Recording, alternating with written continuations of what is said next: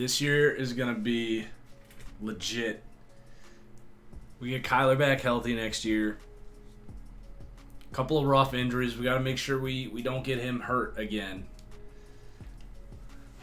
He was having like MVP season.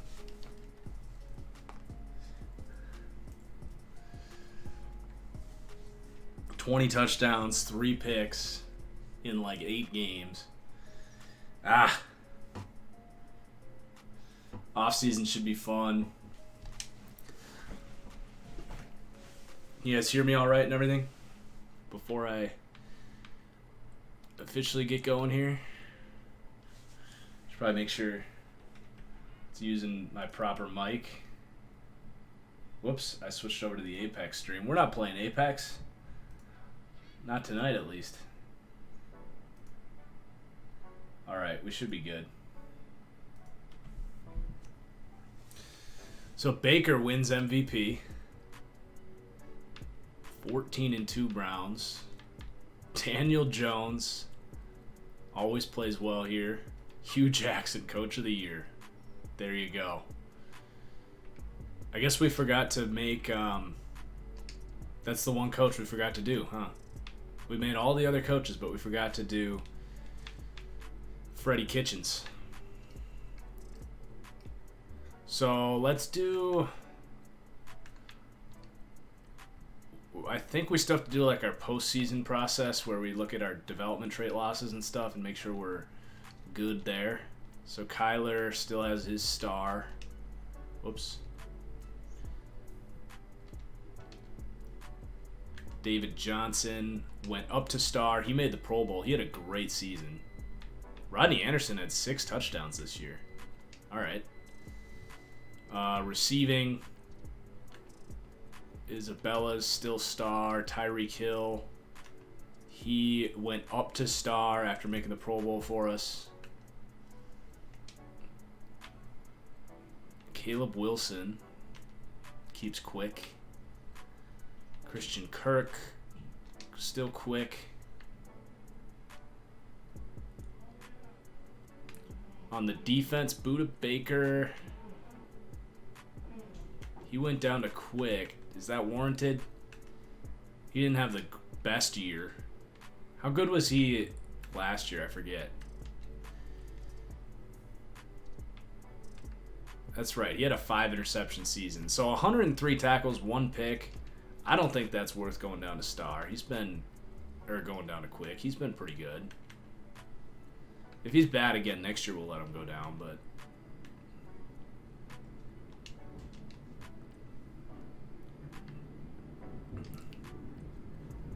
Byron Murphy, he's still star. Jordan Hicks probably went down. That's actually fine. He didn't really do much for us. Deontay Thompson had 80 tackles. He's still quick. Chandler Jones only had 6 sacks. He did go up, though. That's the problem with the fact that they don't have edge and like edge linebacker D line. Like Chandler Jones isn't competing against as many edge guys as an outside linebacker because only a third of the league runs 3-4. Zach Allen goes up to superstar, a 6-sack season, and he had a good rookie year too, so I'm fine with that. I love me some Zach Allen. And then John Lako, we talked about moving him up. He actually finished with 42 tackles.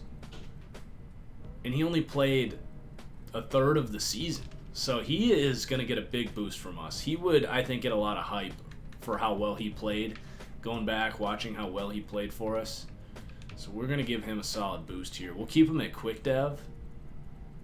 But...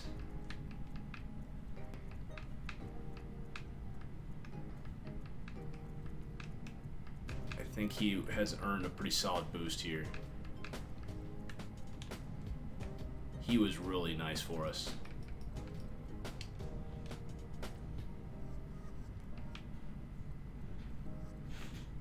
And that's really it for us. I don't know. Is there anyone around the league that we want to do? You'll have to pardon the laundry machine in the background. I think it's just one load, so it'll be done in like 40 minutes. Ed Oliver. He doesn't need any help. Nick Bosa. Jerry Hughes had a good year for the Texans. DeMarcus Walker. Here we go. Here's one. Wow. An 11-sack season at 70 overall. We'll give you a nice boost. It's impressive.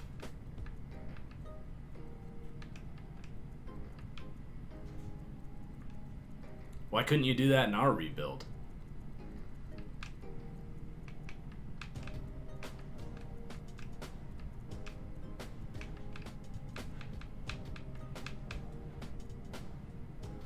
Madden 20 will 100% guaranteed be better than Madden 19.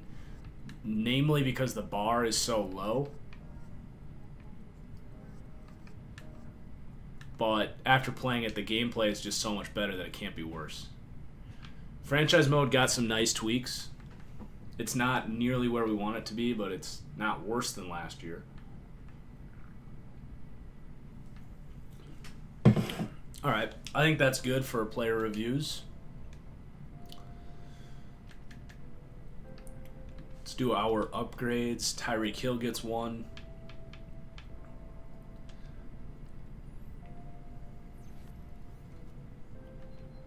Pretty lame upgrade. Byron Murphy. 3-man coverage. Plain and simple. Buddha. Go slot. It's pretty crazy. He had 102 tackles as a corner. And Zach Allen.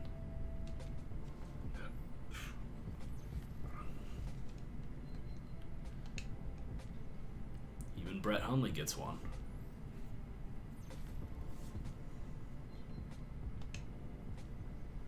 Alright, so we can keep moving here.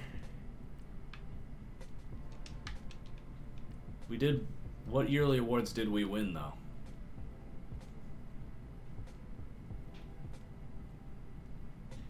We got...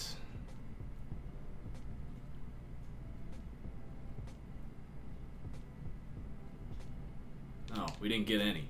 I thought it only gave you the notification if you got some. Okay, so let's skip ahead to...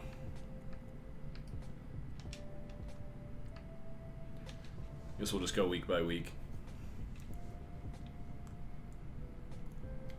So I got an interesting question for you guys. It was from a YouTube comment.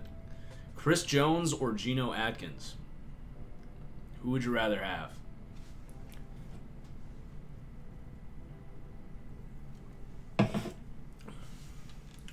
For 1 year. Not for, obviously you're taking Chris Jones if you're starting a new team. He's much younger. So Daniel Jones, first team Pro Bowler.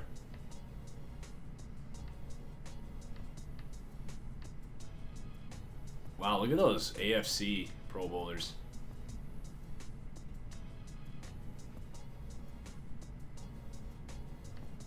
Dante Pettis made it. Paris Campbell, only a 75 overall. Maybe he needs some love there for the Colts. This is an easy way to see if we need to do some player reviews for... Vernon Hargreaves made the Pro Bowl. He's the first team Pro Bowler. So we got to do Vernon Hargreaves, and we got to do Paris Campbell. Mr. Freezy's saying Geno easy. I think it's... I would still take Geno.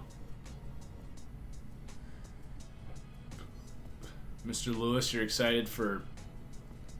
Is everyone on the stream going to be a Mr. tonight? Mr. something? Mr. Lewis is excited to play the Pro Bowl. I'm glad you are. I think it's a cool addition, something a lot of people have been asking for. I don't personally care that much. I don't know if I'll ever even play it, to be honest. But I do know, I mean, everyone's looking for something else in their franchise experience. I didn't even look what Paris Campbell's stats were. Let's see, what did he deserve here?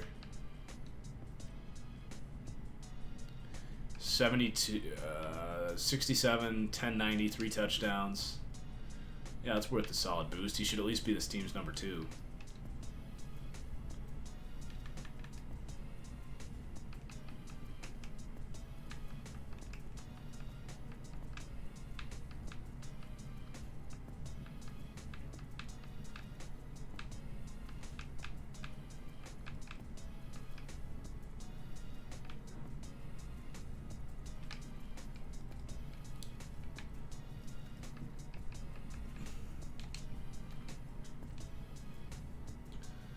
And then it was Vernon Hargreaves for the Bucks finally reaching his potential here. Unless he went to a different team. No, he's still here. So, like, he makes the Pro Bowl, but he's still only a 73 overall? Like, come on. He was the first team Pro Bowler, too. Like, did he not get anything? He won DB at... Oh, okay, he did get 20,000 XP, but still was not much to help him.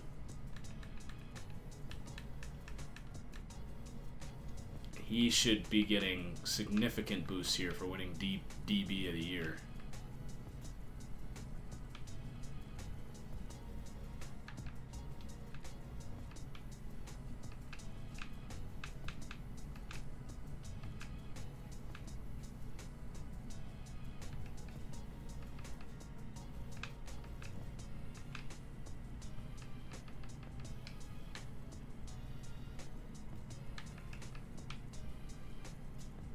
Especially as a former first-round pick who we know has a lot of potential. That should factor in there. So significant boost for Vernon Hargreaves. And those Bucks corners actually looking pretty nice right there. Look at that athleticism. Alright, so that's good. I like doing that. Looking at the Pro Bowl, see the players that deserve the biggest boosts for the next season. So the Bills are back in the Super Bowl. Were they in the Super Bowl here last year? I don't think so. That's what the Broncos, they were in it. Bills and 49ers. Can Jimmy Garoppolo get his first ring? Or he probably has one with the Patriots, huh? Maybe. And the Bills win. Yannick Ngakoue is ready to play again. I didn't even know he was hurt. So Rodney Anderson asking for a lot. Not going to pay him that. Isaac Nada's asking for a lot. I'm going to see if he'll take a cheaper offer. I like him as like an H-back, a good blocker. He can basically be our fullback too.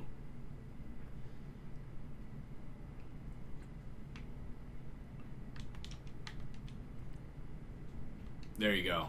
3 years for a versatile player. I like that. Ooh, Swearinger's up.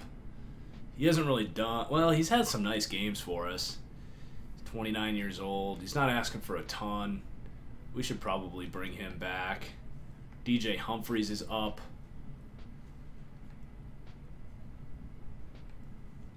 I feel like maybe we should franchise tag DJ Humphries because I don't think we have a ton of options at left tackle.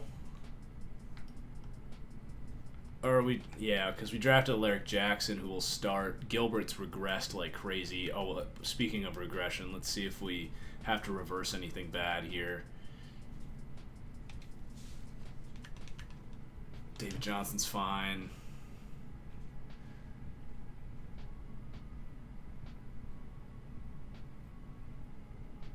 Justin Pugh is going to get hit really hard, I'm sure. Jeez, yeah, let's just neuter this a little bit. 8. God, I don't know why they just send these offensive linemen to die. Like, I guess I get it. Pugh has been pretty bad, but that is just miserable.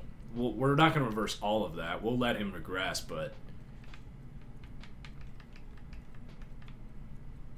that's just a death sentence. Look at this.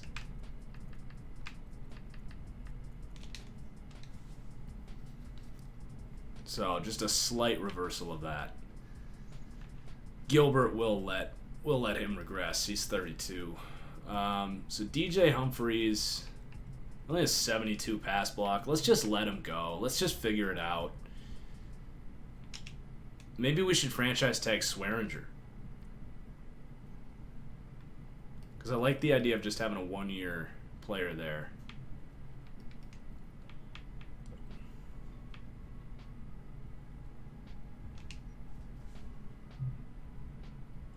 The regression is better in Madden 20. I can confirm that, especially like these offensive linemen. It's much better. It's much more realistic. I don't think regression is awful for every position. It's just like offensive linemen just get slaughtered. And tight ends. Offensive linemen and tight ends just get diminished. I think it's pretty good for the rest of the positions, though, to be honest.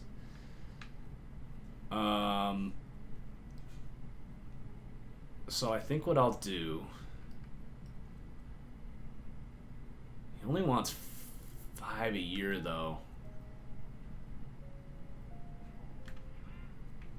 I'll offer him a 2-year deal and see what he thinks. The franchise tag is $10 million. I didn't get a good chance to really review the trades. My guess is it hasn't been updated that much. The computer cut logic was better, though. I saw veterans actually getting cut. They weren't making cuts just off of players overall. They were looking at like cap and keeping younger players over older players. So maybe there's some upgrades to how they value younger players versus older players. You might be able to trade for veterans more easily. I'm not entirely sure. I can't confirm that yet.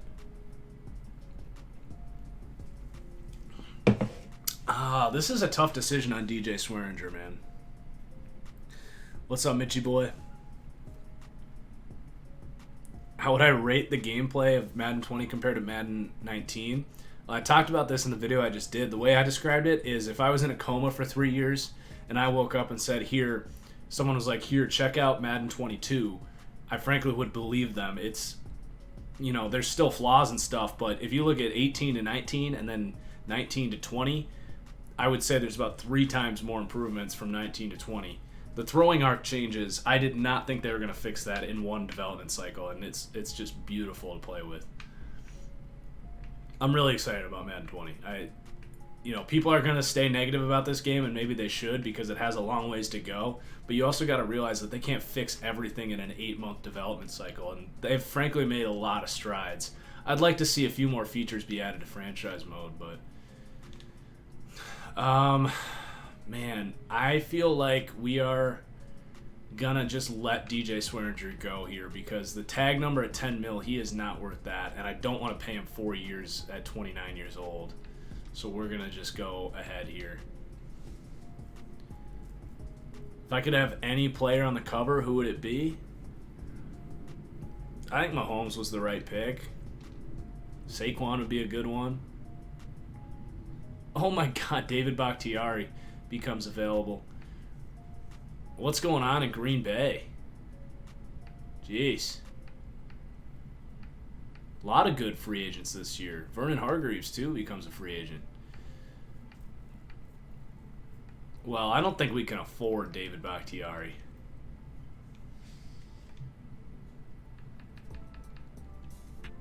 But maybe we can get Taylor Decker or Laramie Tunsil. Mitchell Schwartz. We could kick Alaric Jackson to left tackle and go with Mitchell Schwartz for a year at right tackle. He's not getting any offers, so let's give Mitch. I think Mitchell Schwartz is the call here.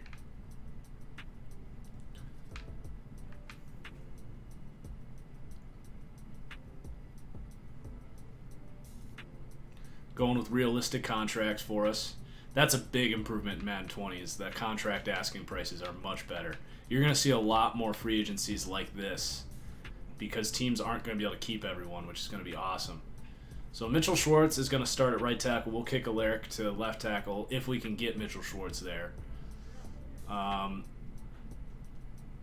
We need help at center as well.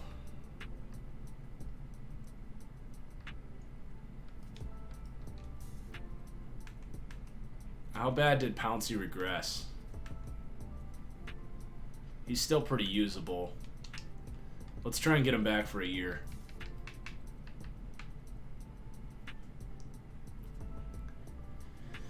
This offensive line is not ideal. It's definitely our biggest priority. So right now we're the only guys offering them. We got to be a little more careful with our cap space here. We don't have a ton left. We're definitely good at wide receiver. We're good at tight end. Actually, Caleb Wilson's only a 73 overall. Is he worthy of a little player development boost here? He's had a couple good seasons for us, and he's come up pretty clutch. I think he should be like a 75. He's actually been pretty good. Yeah, look at... I mean, those are good numbers for a tight end. I think he's deserved a little boost here.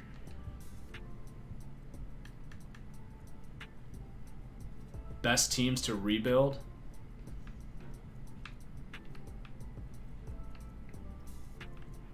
Jets. This Cardinals team.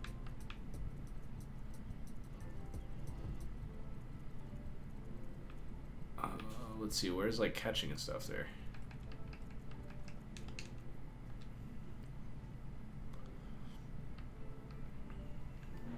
I'm gonna do a video on that, so I don't want to spoil too much. So we do actually have Jake Hansen at center. I forgot about that. Maybe we should. I forgot that was the plan.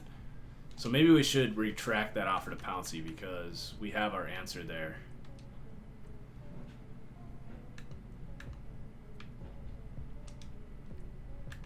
And then we might just have to draft a guard.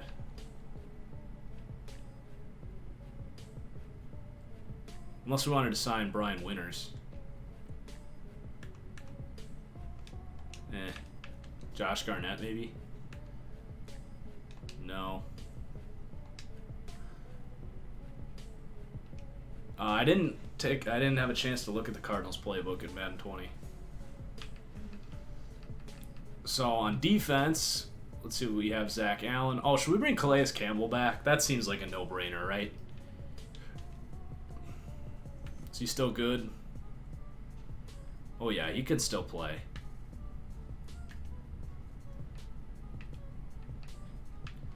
Let's bring him back Julius Pepper style for one last hoorah here.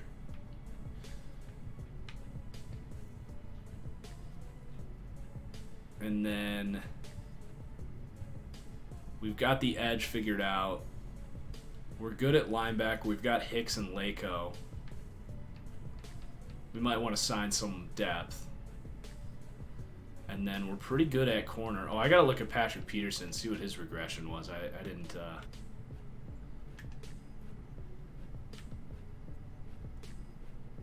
So he lost 2 of every athletic trait in 5-man coverage. That's pretty harsh. He hasn't been particularly good, so that's fine. But he is Patrick Peterson, so let's give him his star development back. I think he should get 1 speed, 1 acceleration, and 2 of those man coverages back. It's a little harsh for Patrick Peterson. Definitely is regressing for us, though. The only thing left to figure out here is that safety position. You cannot tell before you draft him. You actually can't tell until like week 9 if your guy has superstar X Factor. Ooh, Tony Jefferson. He used to be on the Cardinals. Let's bring him and Calais Campbell back. Why not? I mean, Swearinger's not getting any offers though, so I'd rather give DJ Swearinger a 2-year deal to have that continuity, and he doesn't hate that. So let's hope that he takes that, and we will go ahead and advance here.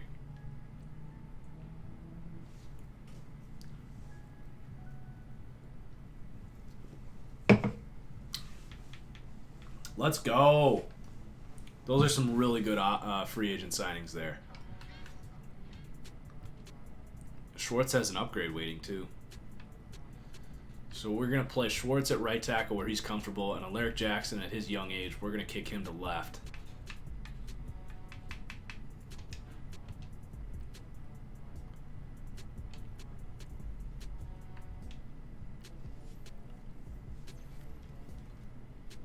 Nice little upgrade. We weren't expecting those when we signed him.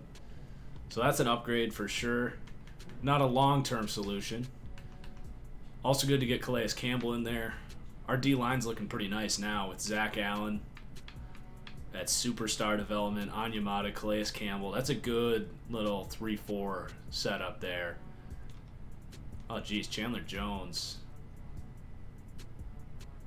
Yeah, I mean, he only had 6 sacks. I think that's all pretty fair.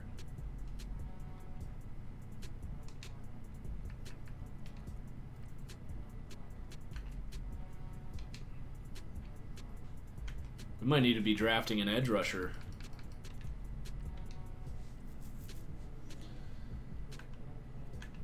David Bakhtiari's not getting any bites at that asking price.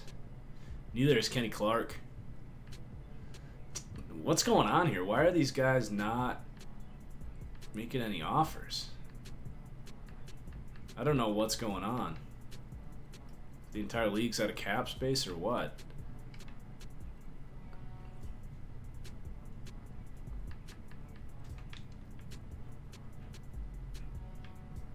It's kind of weird what's happening here. I don't know why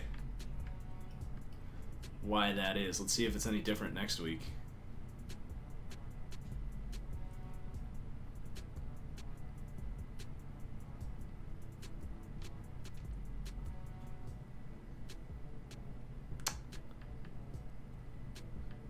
Some of these guys are getting offers now, but I still don't know why these guys are just getting ignored. Maybe we could have had David Bakhtiari, Kenny Clark. Is it because of what we did with, like, the coaches? Like, do we need to... We have them on autopilot. We didn't have this problem in the past. All the teams were going after the free agents. Let's see. If we switch over, it's locked. I don't know what... What if I retire? Are they gonna, like, get back involved here? Here, I gotta create a save point because sometimes this gets glitchy.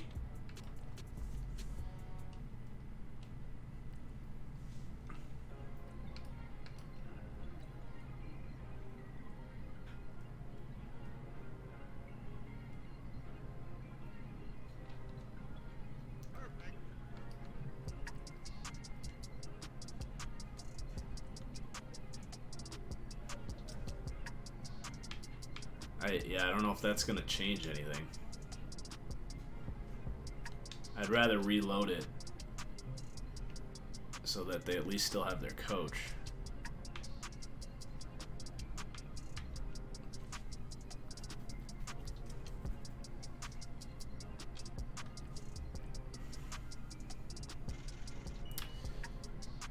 Anyway, I agree. I think Leonard Floyd would be a great signing. He'd basically run us dry at that price, though. We want to have some cap flexibility. But if he wants to come in here... I don't know. I don't think we have the money for it. I think we'll just... I'd rather save that money for signings week 1 of the preseason.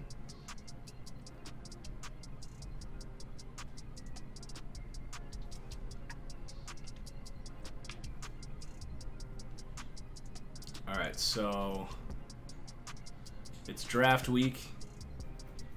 We have a half-decent pick here. We gave up a pick last year, right, to move up for someone? Or no, I'm mixing up the Broncos rebuild.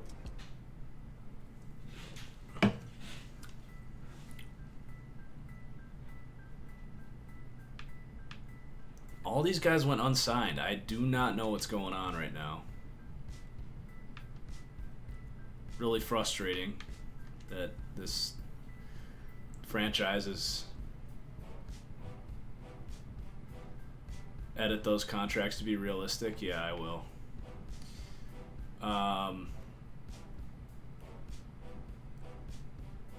Alright, so we don't have a top 10 pick. So the Jags first pick, go with a corner next to Jalen Ramsey. D-line for the Patriots.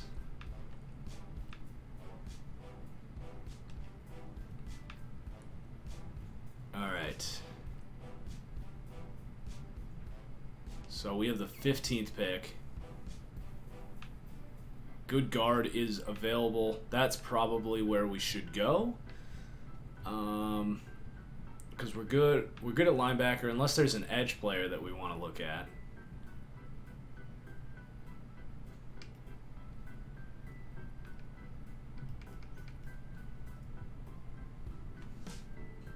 But I think we're good on the edge.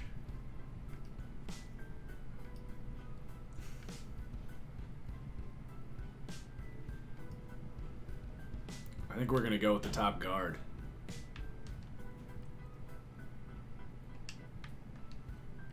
Athletic freak. We can work with that. Good run blocker. He's going to need to develop as a pass blocker.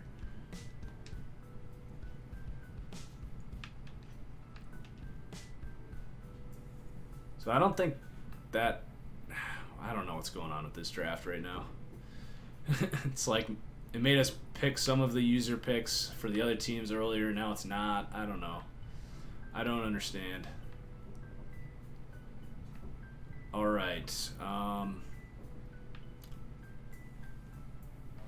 So we need a safety long-term. Can never go wrong with an LSU defensive back. This guy was projected in the first round. We know Antoine Winfield's a stud, but we should probably not cheat the system too much. But I think... should we risk that we can get Utergross later?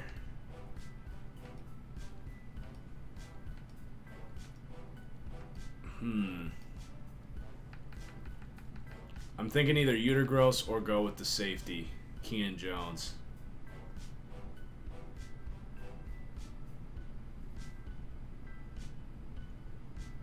I have no idea if this guy's good or not, but I feel like 21 years old, first round talent out of LSU, you can't go wrong here.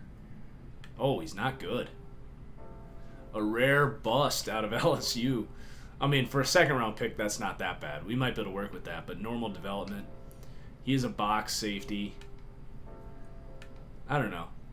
His development overall aren't that bad, but he's got physical traits to work with, and he's not going to start right away.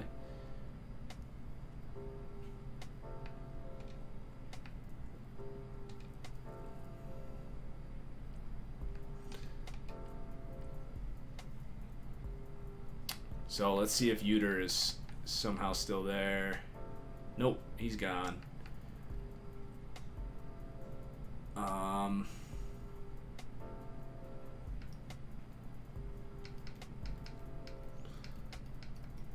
Could always go with another offensive lineman.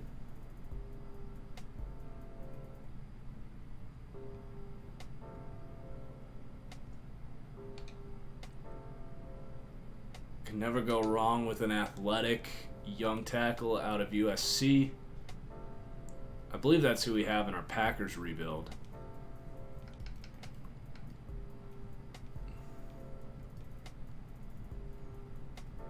We're definitely good at wide receiver, quarterback.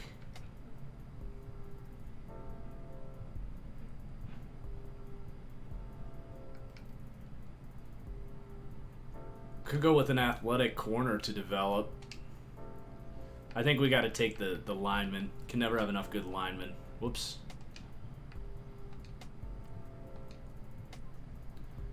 .68 quick. That's a good piece to add, I think. What's up, Brandon? I think we're going to look at a corner here. Tate Martell to the Ravens. Interesting. The corner we were looking at is still there. I think we go there. Just an athletic, probably raw player, but 69 quick, super speed corner. He'll develop. I'm liking this draft. I think we should take an edge rusher because we need some depth at that position.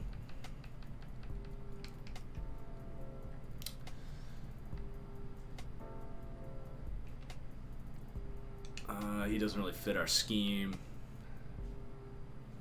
This guy's got... he doesn't fit our scheme either. We need a faster guy that can stand up.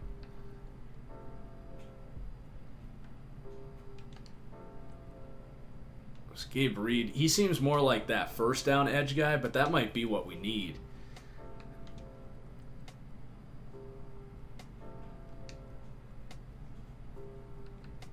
I could probably use both of those guys, to be honest. Those might be our next 2 picks. Because I think Reed can play a little more on like first and second down, be more of a run defender. Oh, he's actually good.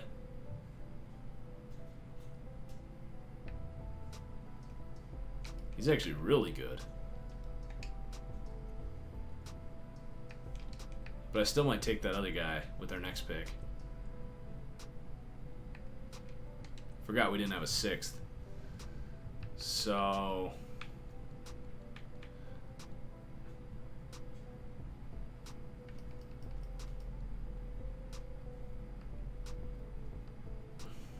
maybe an interior guy.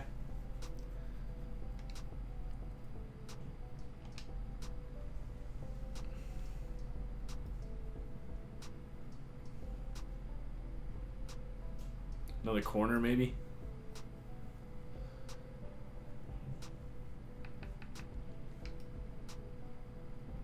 Backup quarterback.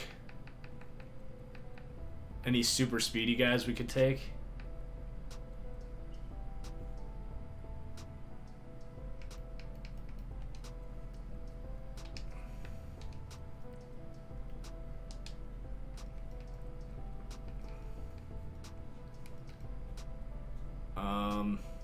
Probably use another running back too.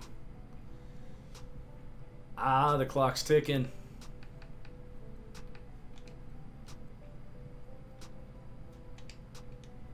We're just gonna take a running back.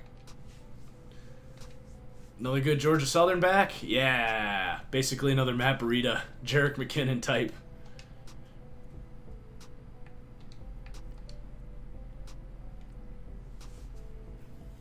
Georgia Southern just cranks out those good athletes down there from the South.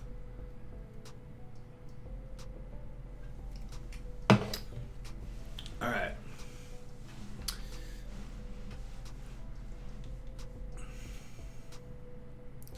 Oh, we did need a backup quarterback. We might have to sign one. We did need that running back though. We only had 2 ahead of him.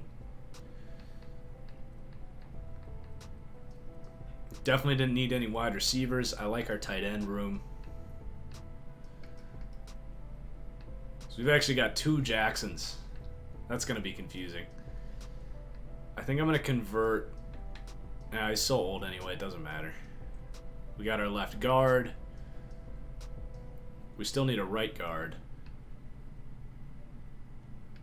I think what I'll do actually is just play Austin Jack there. Put him at guard. Or no, because we are going to develop him at tackle to play when Mitchell Schwartz is gone. So let's put him at right tackle.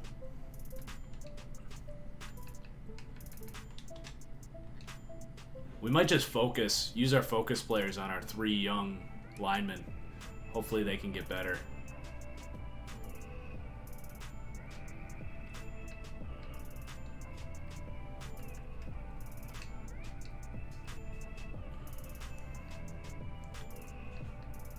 We're going to need to sign another D tackle. I like this Gabe Reed guy. 75 block shed on the edge. He can cover. Good, versatile, smart player out of Stanford. He's not even a bad pass rusher either.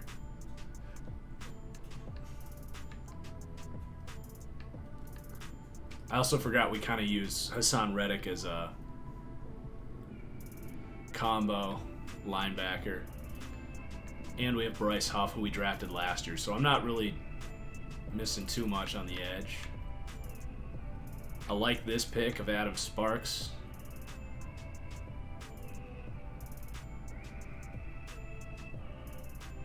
And then Keenan Jones. We'll see what we get from him. He doesn't look as bad now that I've got him in here.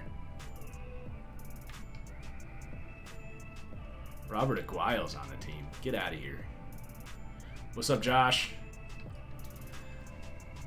I'm indecisive. I gotta make the right decisions, Ted's human.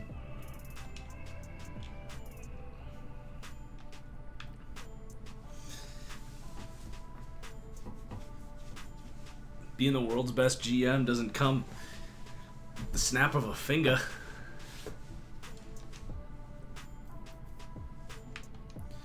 Alright, so the training this year, we definitely want offensive line quarterback if that's not what we were already working on.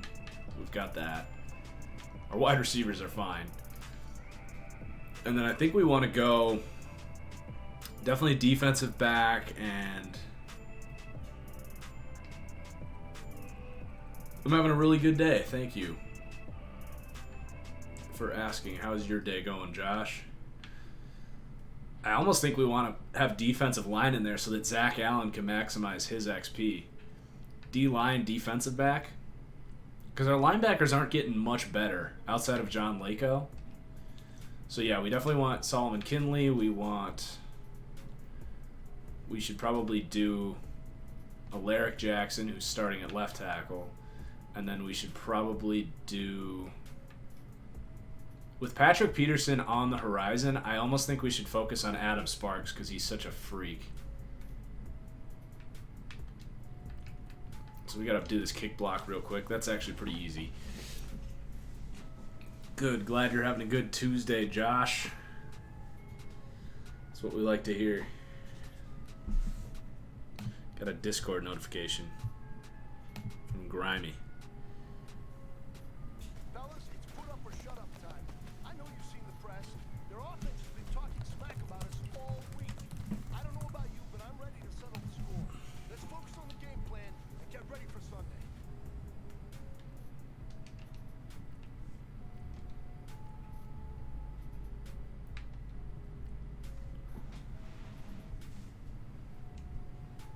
We got two Joshes in here. Very confusing.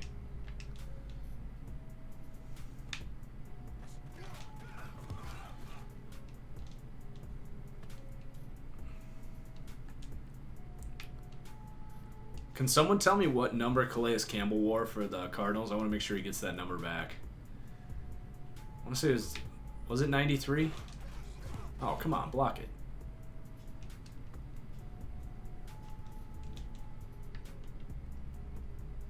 '93 sounds right.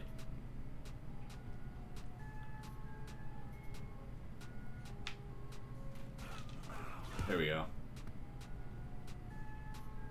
Oh, the join TFGO thing is still up? I should probably put that down.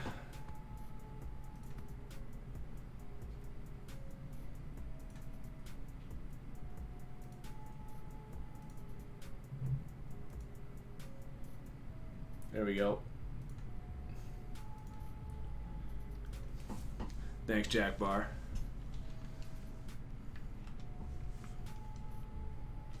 '93. I gotta make sure he's wearing that.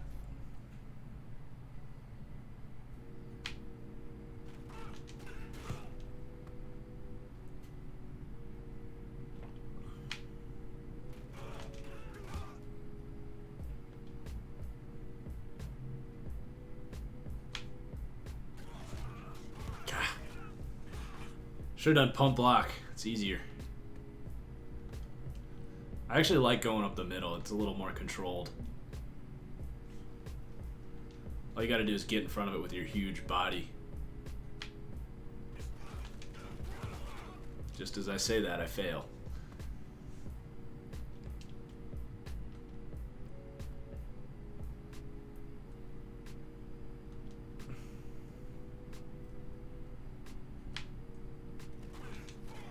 There we go.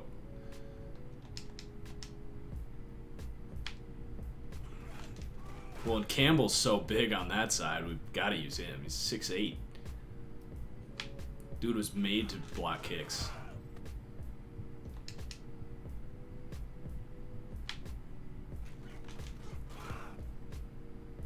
Okay, last one. Oh, really? Wasting my time.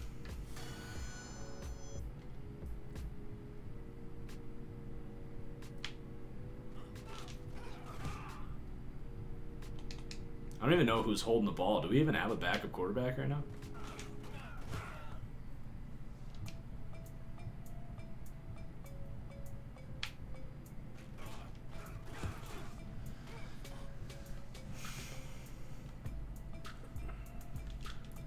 This is the time. Right now, we're gonna get it.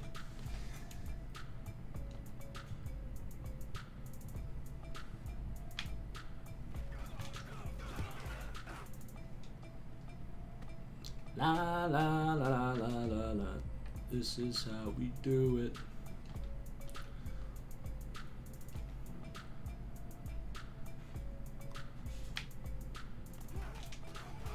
Really? Thought we for sure had that one.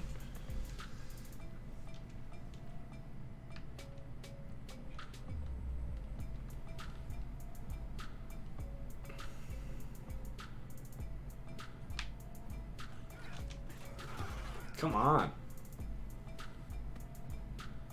Alright, we're going to switch it up to the outside. We'll just mix it up, see if that fixes things here.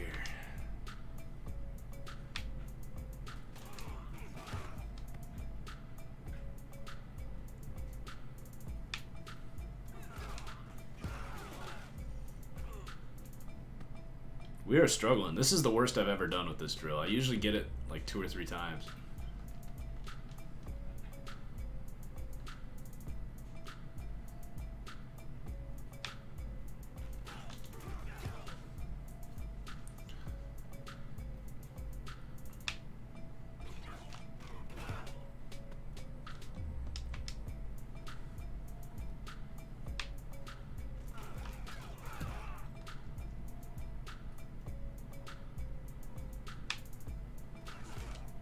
Ugh. I'm sticking interior. I think I got it down there.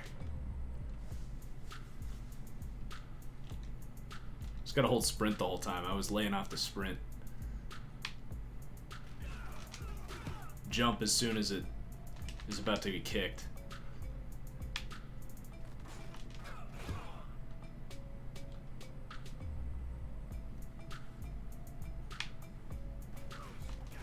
Ugh.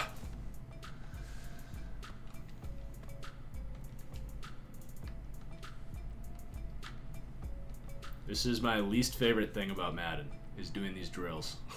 But you gotta do them. Gotta get that gold.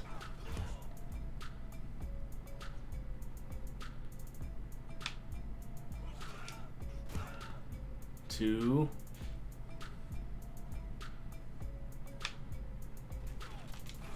Three.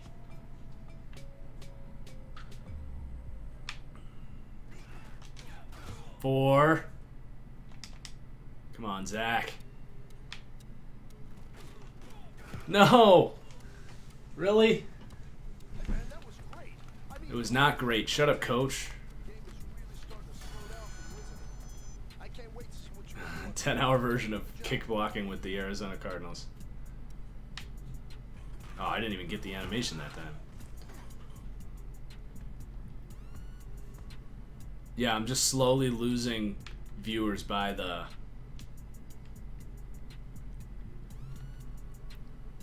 failure here. Oh my gosh.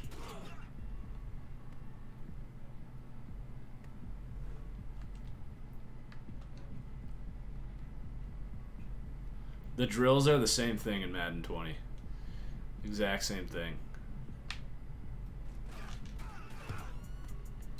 Alright, we're gonna get it this time. I'm telling you.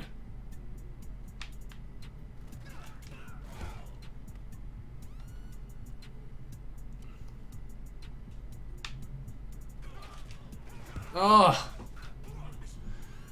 so much harder off the edge. I gotta stop doing that. Hey, we gained a viewer. Let's go. Don't leave. I'm gonna finish this soon, I promise.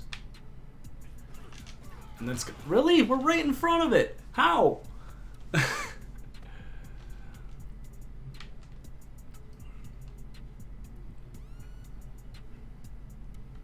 Try taking the kicker's life hostage. That might work.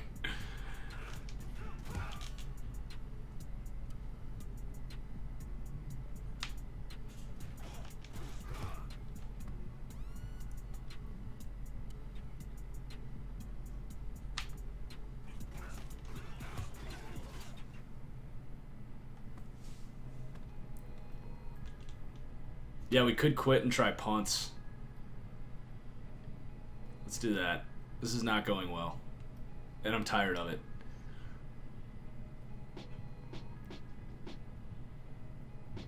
Hopefully it saved our preferences there. Okay, good. Let's go punt block instead. Maybe this will go better. Punts are harder, you think? Just sign Cody Parkey. Yeah, I could edit my kicker to have 0 accuracy. That might work. All right, fellas, listen up. We talked about this all week. This league has too many good teams for us.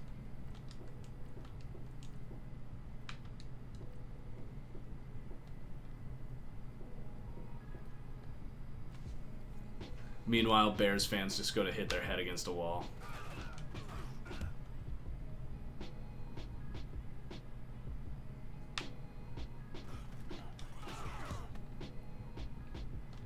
The nice thing about punts is it always comes from the same angle. Ah!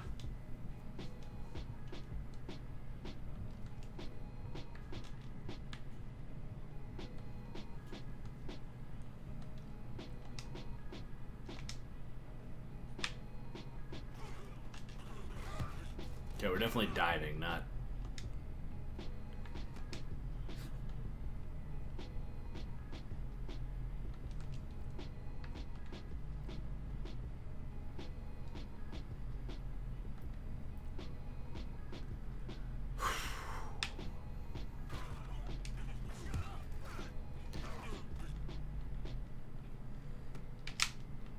I'm seriously thinking about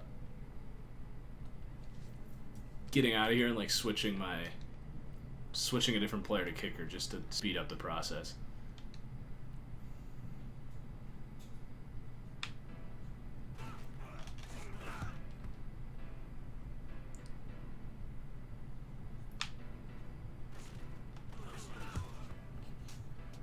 Just gotta pretend I am the punt blocker. It helps.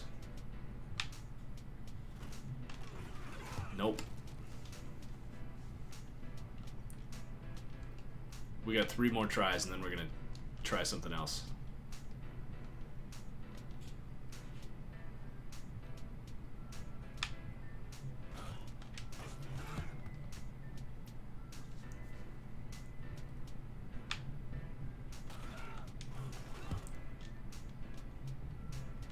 All right.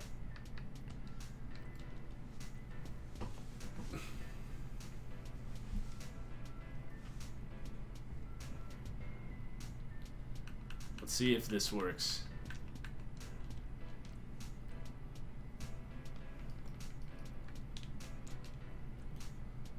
My kicker has 79 accuracy. Everyone remember that.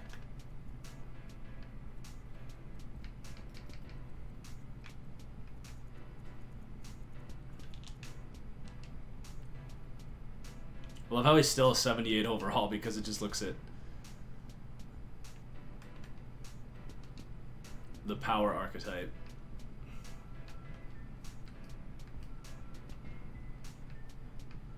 So now, in theory, we shouldn't even have to do anything.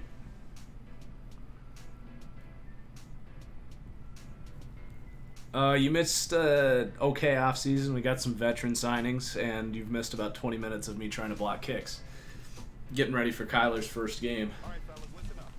We talked about this. All right, this should be pretty easy.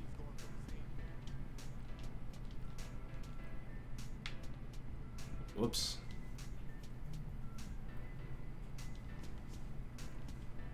I know, it's pretty dumb that accuracy doesn't matter at all towards the power archetype. But awareness does.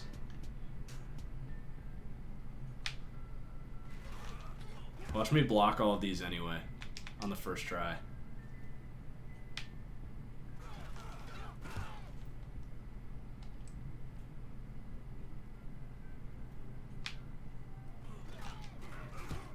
We just needed a confidence boost. Really? They're gonna hit perfect accuracy on all these, aren't they?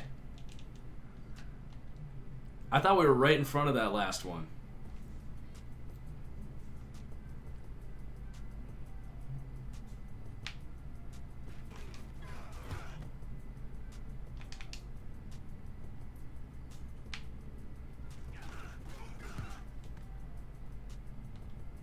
We're going off the edge for this one.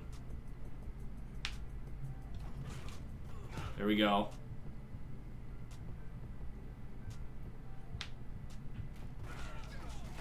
Oh. Let's go off the edge again. No! Really? Fuck. Oh, I hit continue. No! Oh, this is so painful.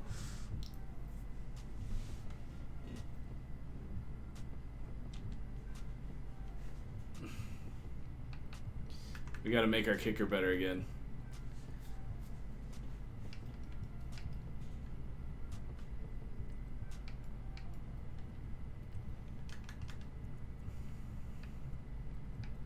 Whoops, that's not what we wanted.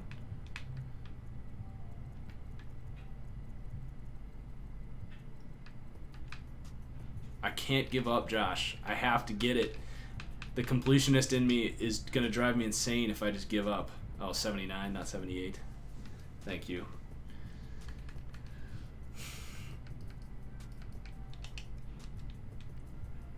I'm sure there's other people too that'll drive crazy if I did silver. Let's look at free agency. So those guys did end up getting signed. Like, let's see by who.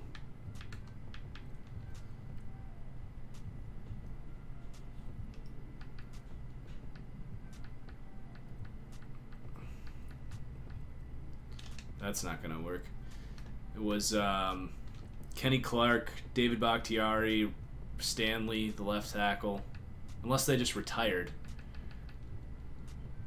Bakhtiari to the Titans, because that's necessary. What the heck? They still have this game, man, sometimes. Let's just pretend Jack Conklin's been struggling and wants to move to right guard.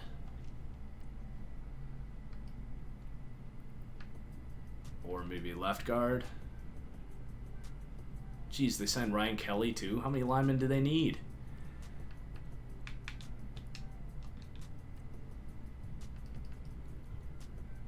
And Taylor Lewan's going to move to right tackle because he's more of a mauler. Good luck managing this cap situation after we fix this to be a realistic contract, Tennessee. Let's see, he's like 20. How old is he? I can't do it from here. He's 28, so he's going to get a 5-year deal. About $75 million. Good luck with this. Get wrecked.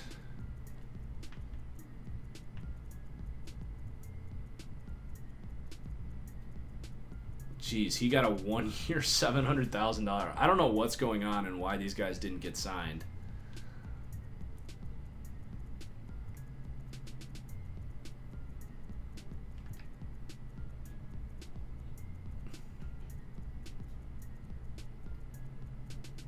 Tennessee is not going to have any cap space after this. Because I think they signed Travis Kelce too. They just spent all of their money.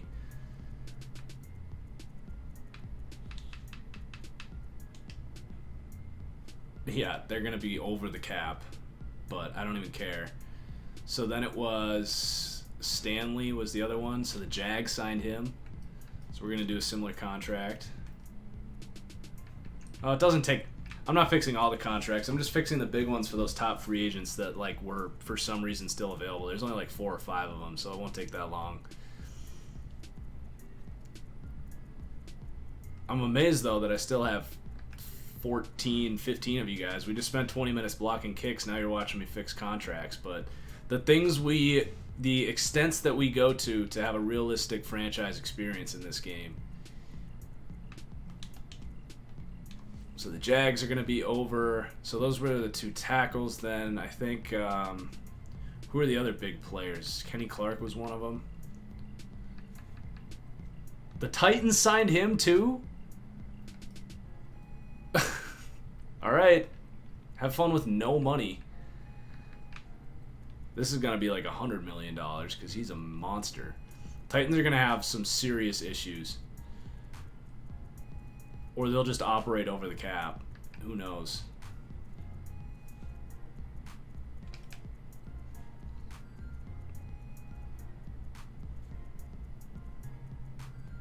Yeah, this is pretty exclusive TFG gameplay right here. I don't think you're going to find this on any other channels. Editing contracts during live content. Only on that franchise guy do you get live roster editing.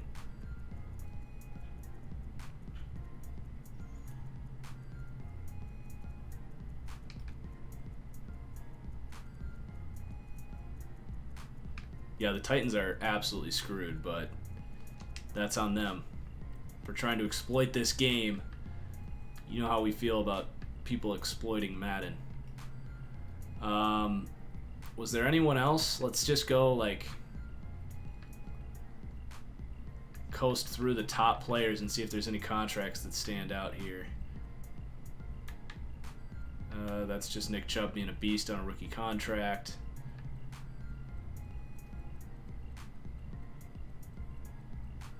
It'd be a $0 million penalty.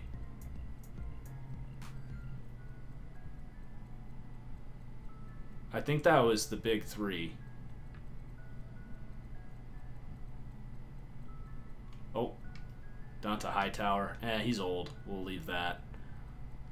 All right.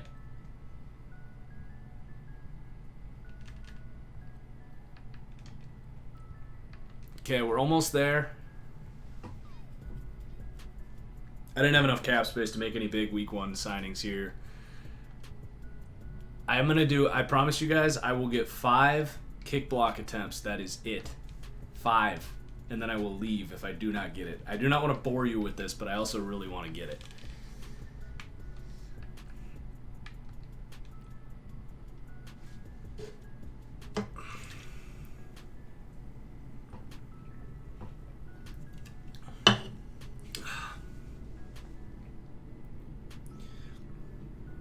Who thinks I get it?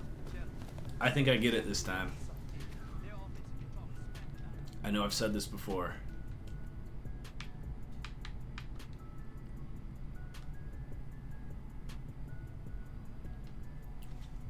Yeah, good time to order pizza. I'm gonna just not talk and focus.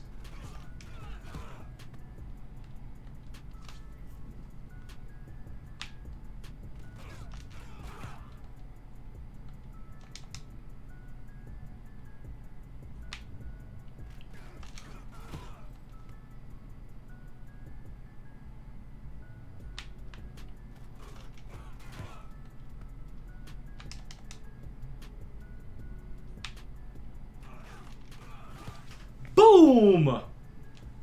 Told you guys I got it. I just needed to. You guys are distracting me. I blame you. I blame each and every one of you. Mr. Frenzy, Lucas, Jack Bar, Emo Dude, Mr. Freely. If I didn't already say that, that was your fault. Stop distracting me. You're probably the reason Kyler Murray got hurt last year.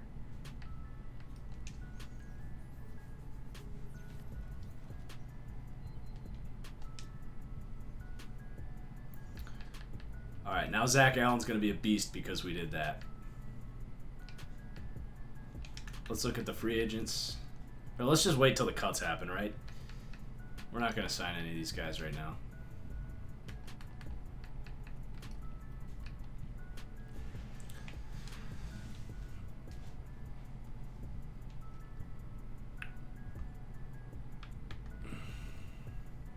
I gotta remember to turn scouting on too so I can import that draft class. Whoops, we want to do not Mills, we want Verts.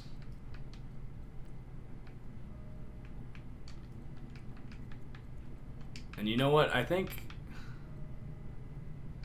instead of Kinley, because he's going to get the offensive line boost, he's only quick, so he's not going to get that much.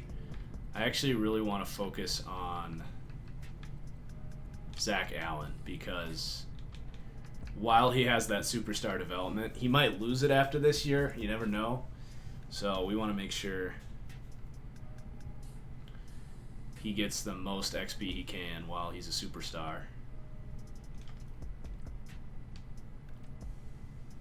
And if we really wanted to be OP, we could convert him to defensive tackle.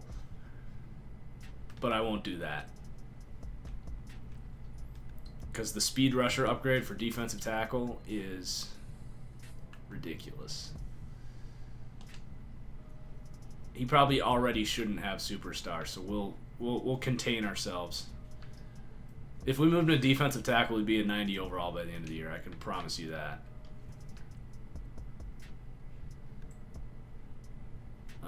Okay, advance.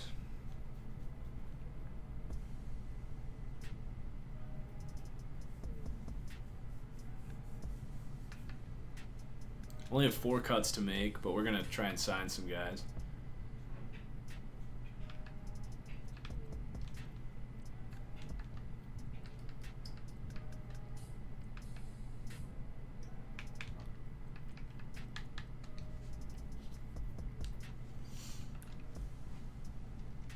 We're getting ever so close to our first game action here with Kyla.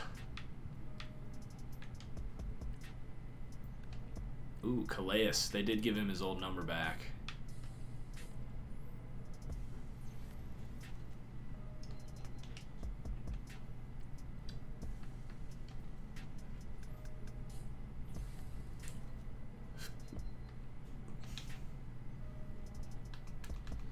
So, free agency. We need a backup quarterback. I was wondering if... did Tyler Johnston slip through the cracks here? Probably not.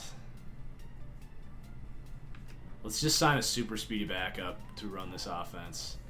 Could go with De'Ara King, but probably not a good idea. I mean, Brett Hundley actually was good for us last year in spurts. I think we should just bring him back, and that's going to be like all of our cap space, to be honest. Which is fine. We probably don't deserve...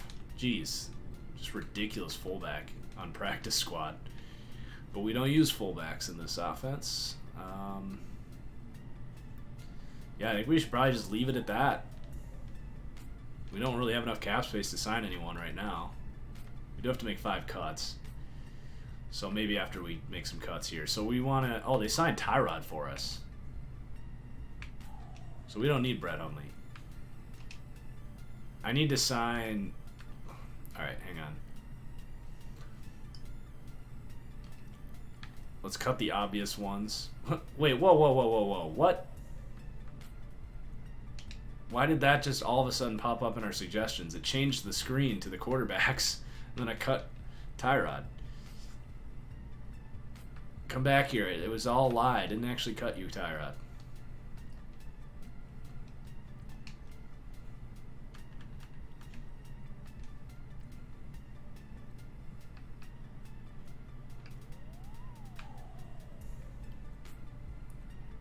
Alright, we have too many wide receivers here. These guys are both not making the cut.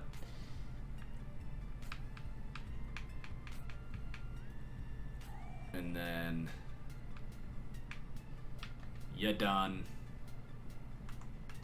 And then I think I'm going to even release one more of those linemen.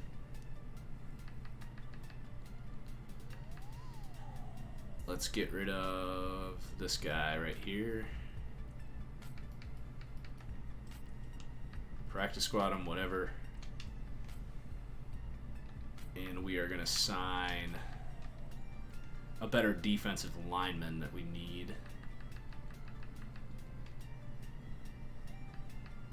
So, let's see. Could go Malik Jackson, Malcolm Brown. We got options. Geez, Derek Barnett's still a free agent. So he's fallen off the face of the earth. We could... Nah, I don't want to bring Kim DJ back. Let's just go with Linval.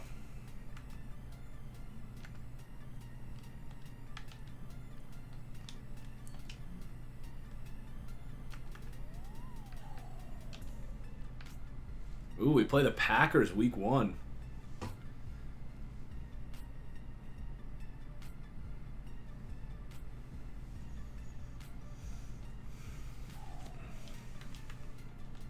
Who just lost like their 2 best players outside of Rodgers, David Bakhtiari and Kenny Clark. So I just got to rip through the depth chart real quick, make sure we don't have anything going wrong, and then we can hop in and play this game.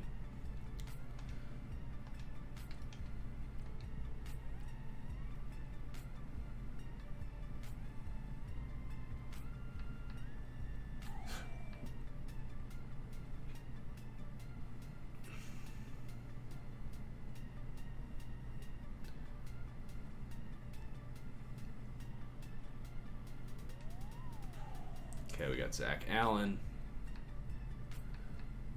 We're going to make Linval our number 2 in every position. And then we'll put Corey Peters is regressing pretty hard. But we'll just go with him. He's still on the team. We probably should cut Corey Peters, but he's not going to play at all anyway, so let's just not even bother.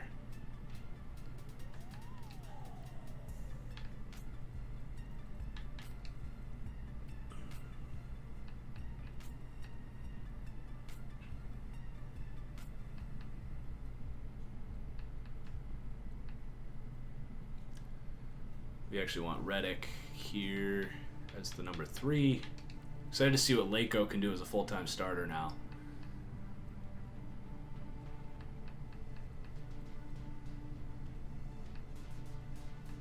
If we have any injuries at safety, we're going to need... I guess we do have Keenan Jones. Rudy Ford's not the worst. Kick return. That's fine.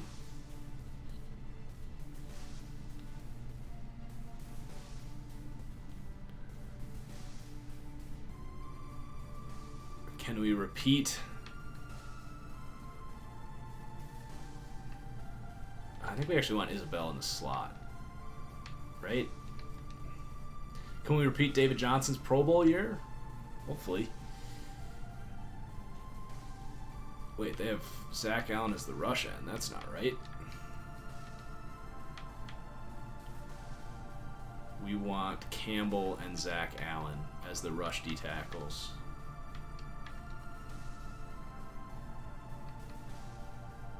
Slot corner is Buddha.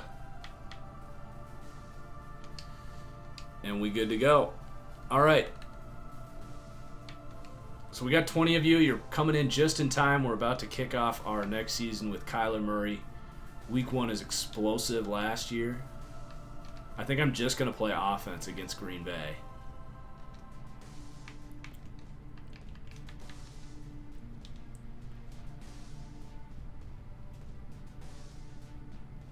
Although we played both sides of the ball week 1 last year. Maybe we'll do that. We're probably going to play worse against Rodgers if we play defense anyway.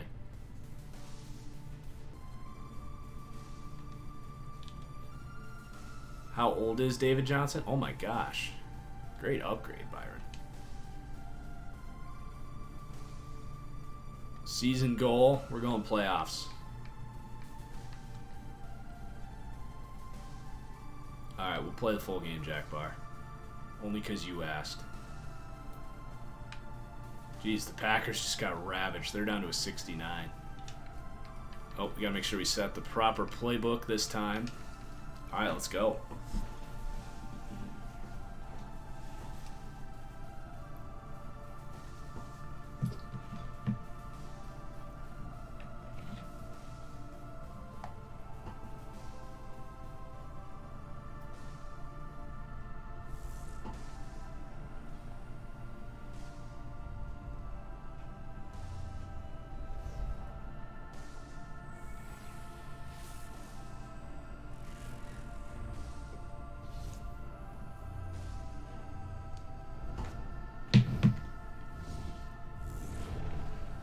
Alright, here we go.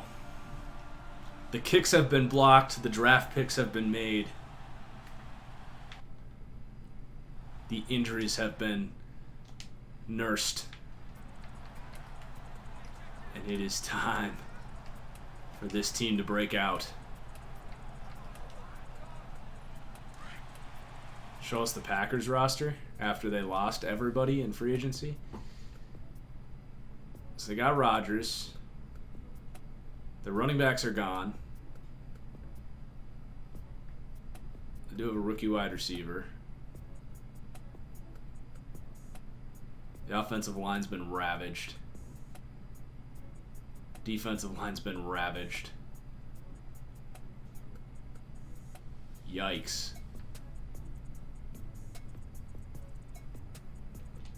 Darnell Savage hasn't developed at all. This should be a pretty easy win. This is like the worst Packers roster I've ever seen.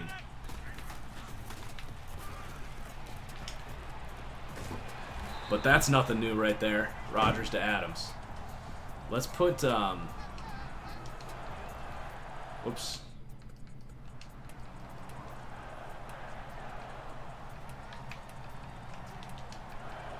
Let's put the shadow on. Yeah, I don't see this Packers team getting carried by Aaron Rodgers. This is pretty brutal.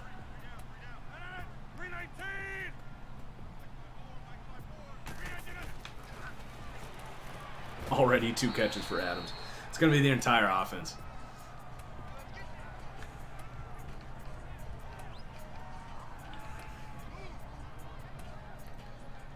Let's put Reed and Reddick in there for base defense. See how that works out.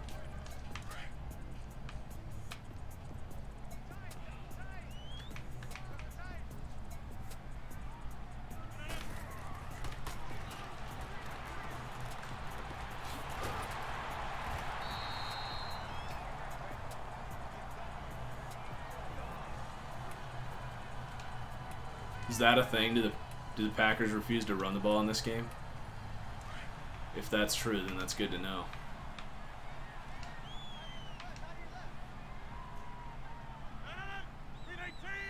Jeez, we're jumping left and right. Rodgers doesn't seem to be having any problems right now. Was that that was the rookie that jumped? Or no, it was Yannick Ngakoue. Forgot we went to nickel there.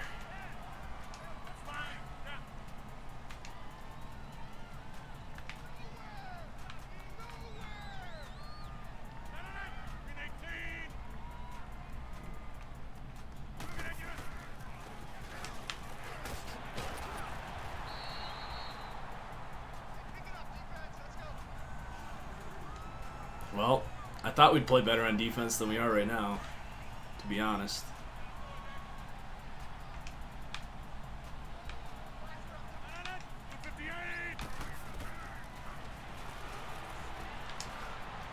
Jeez, Rodgers. Well, Mr. Freezy, you're just going to have to wait till we get to the Packers deep dive. Hashtag no spoilers.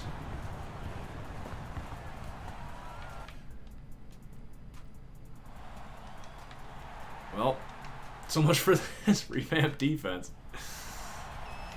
Just got to get things going on offense.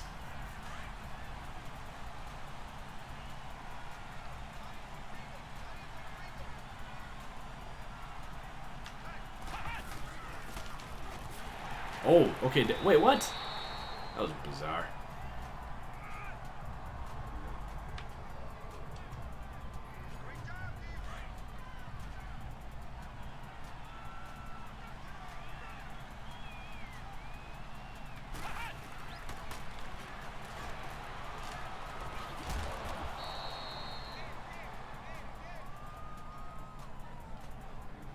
Okay, 3rd and inches.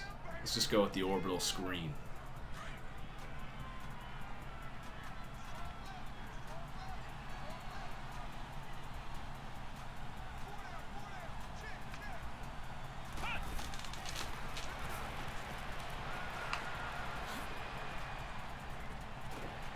All day.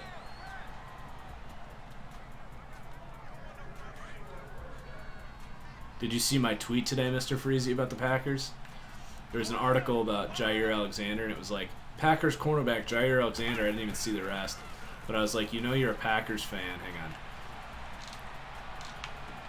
You know you're a Packers fan when you see something like that and then instantly just assume it's a season-ending injury and your heart just drops to your stomach. Because mine did. The second I read Packers cornerback Jair Alexander, I was like, oh, God, here we go again. But it was just like a pump up.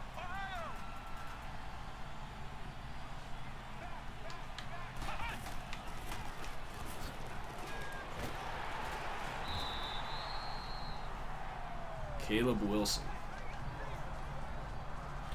Excited to see what I have to say about your Bengals. I think it's pretty positive about them. Oh, God, here comes the blitz. God, I get stuck in these animations. I can't get out of there. Kyler Murray, the second he sees that blitz, is going to bail on his mechanics and just start running. It's like, what the heck? That's better in Madden 20, though. You can bail. Like, I had nothing to do there. I can't throw him in that animation. Let's just run it. Can we get it? Oh, he's close. Let's go, Kyler. Elbow sprain. He'll be all right.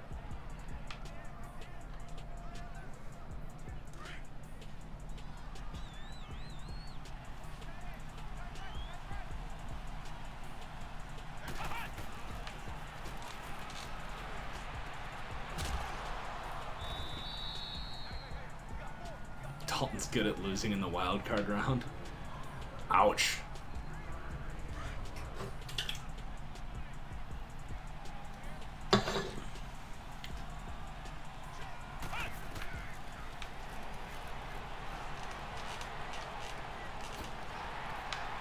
At least now he's not the only AFC North quarterback that you can say that about, right?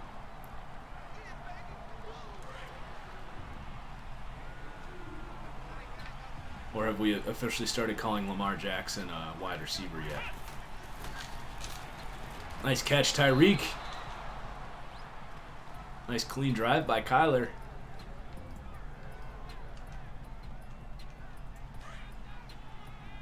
I wonder if you took Rodgers off of this current roster in this, like, how bad would they be?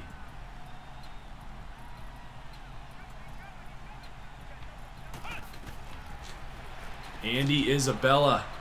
You had to figure man-to-man on an edge rusher, you'd be able to win that matchup.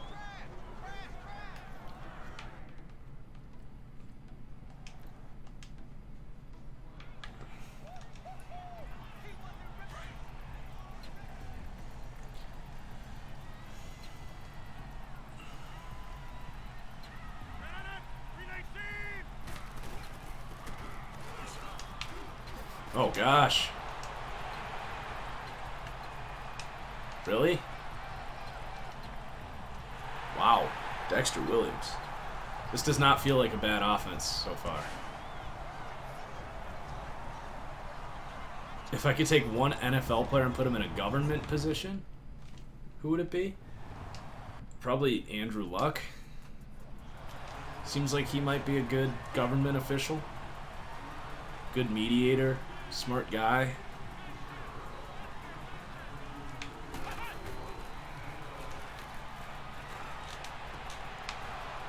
All right, Caleb.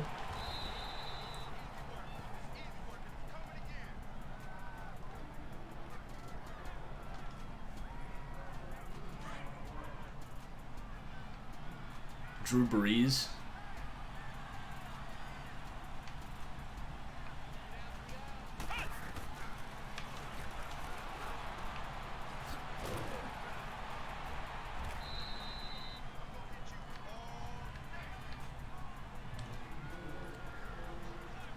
Breaking out the read option.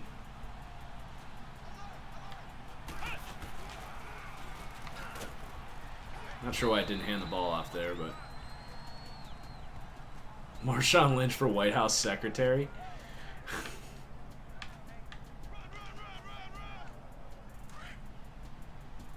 Laurent Duvernay Tardif. That's an interesting answer.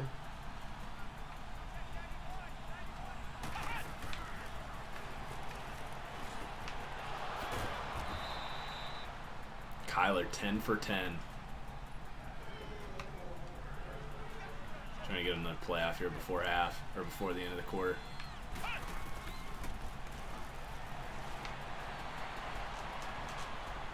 That's alright, good throw. We'll take that.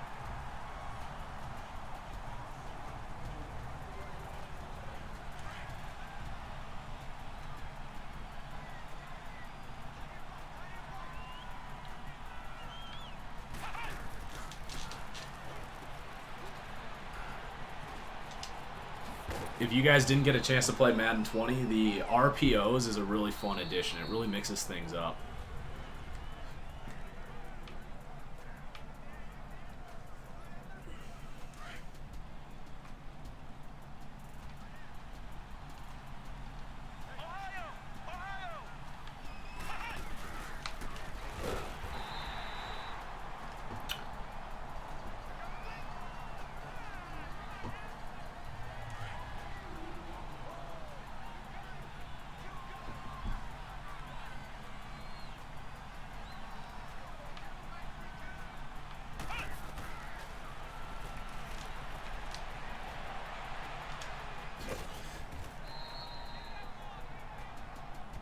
Have AP bring his belt and maybe at some point they'll start working.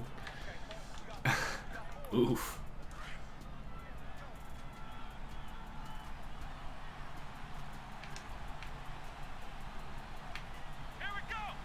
Yeah, Marshawn Lynch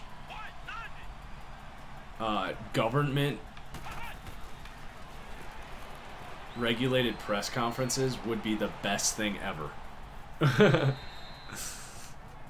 He would just mess around. He would like take like Donald Trump's version of not taking a press conference seriously to the next level.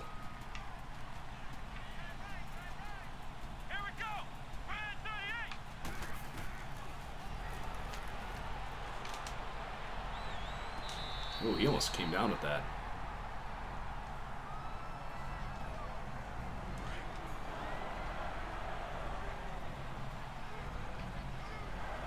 Should we just run this?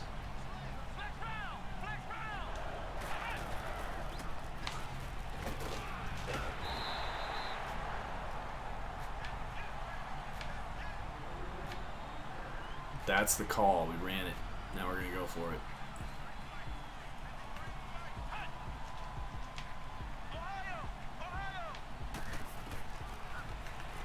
Oh, the blitz comes in on freaking blocked. Ah. That formation, I don't get. I guess you always just gotta like ID that defensive end. They always double team the guard and then let that guy go unblocked. I don't get it. Can receivers catch tipped balls easier? Maybe, I don't know, to be honest.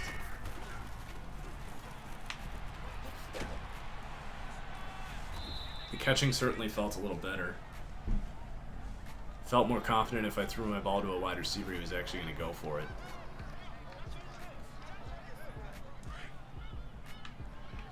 I feel like Marshawn at some point is going to have his own show. I mean, he only just is retired for like 2 months, so I feel like that could still very well be in the works. There we go, Hicks. The recovery by Swearinger.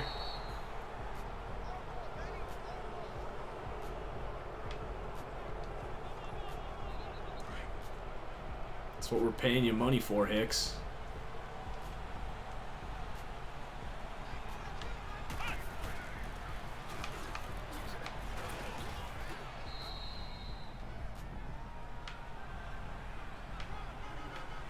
Get a little play action boot here. Maybe not.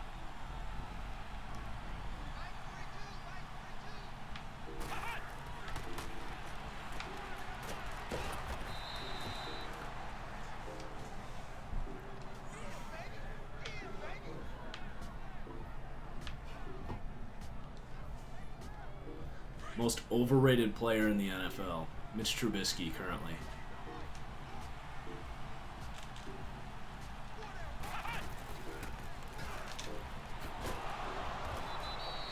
Or Nick Foles. That's another good answer. But I think most people are in agreement that Foles is what he is. I think a lot of people legitimately think Mr. Trubisky's like a good franchise quarterback, like a future elite type guy. And they're going to be very disappointed if those are your expectations. There you go. Who is that? Is that Nicole? There you go.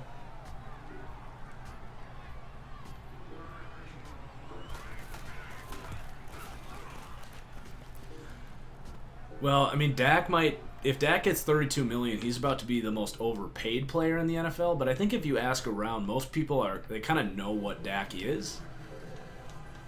I don't hear a lot of people out there saying Dak's like some elite quarterback, you know. I think most people would say Dak is what he is.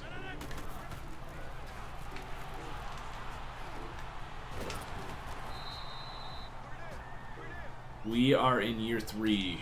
Japo Dad. You think Watson's overrated? I don't know. I'm not even... I mean, I like Watson. I don't know if he's overrated.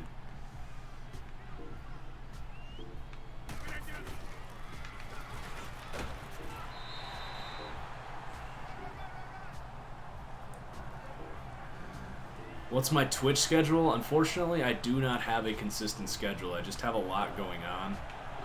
But if you follow me on Twitter at TFG Plays, I like to tweet out well in advance before I go live, so you can know when I'm going live. But with YouTube and then PFF in the fall, I won't be able to have a consistent Twitch schedule. I'd love to have like, oh, I'm always going live on Tuesday, but that's just, it's hard to stay accountable to that when you're not a dedicated full-time Twitch streamer. I like to go live when I can. Right now, Tuesdays have worked pretty well, but I don't know if we're going to stick to that or not. Thanks, Sits. Appreciate that. Yes, Ted Suman, I do actually have a life. Sometimes. Most of the time, that life just consists of making other videos, though, so. And going to Twins games.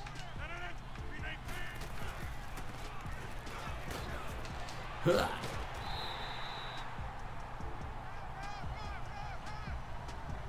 Hanging out with the lady.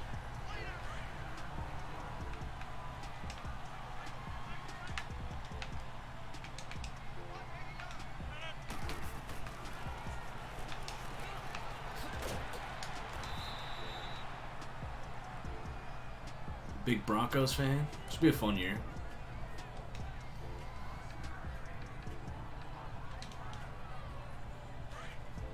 Top 3 receivers.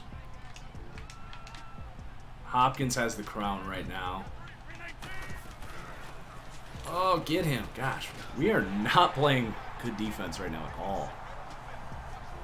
Yeah, Julio's got to be in there. I've been rewatching a lot of Falcons lately. I don't necessarily know why. But, yeah, Julio is so freaking good, man. It feels like every time Matt Ryan's under pressure, like about to get blasted, he just goes to Julio. And then I'm going to take a stance that AB is not going to be a top 3 wide receiver this year in Oakland. Oh, this could be... That was dumb. I should have gone down. I thought he was going to be able to split through that and go all the way, but nope.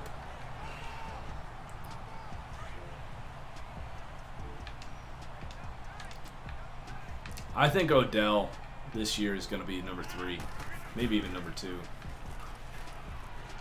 There's a pick. Thanks for giving it right back, Buddha. Both times we've had turnovers this game, we've gotten it right back. The most underrated player?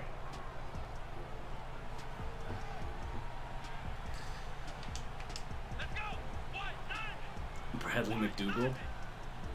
It's not the worst answer. Oh, Isabel's gone.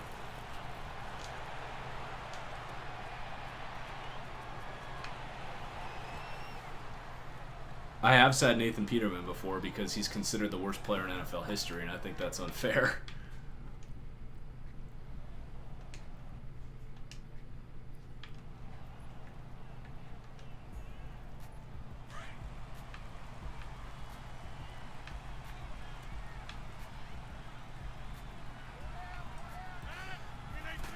Underrated is hard, considering most people overreact to everything.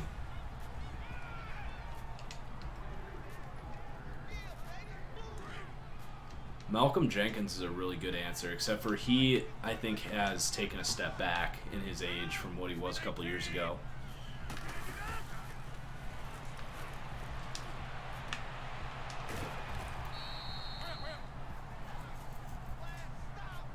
All right, can we get off the field here, guys? I mean, I think Wentz is a good answer. I mean, he just got paid, so a lot of people have been brought back to the attention at what he's actually worth. But there's a couple quarterbacks coming off injury with Wentz and Rodgers that I think are getting way too disrespected right now. False start. Offense.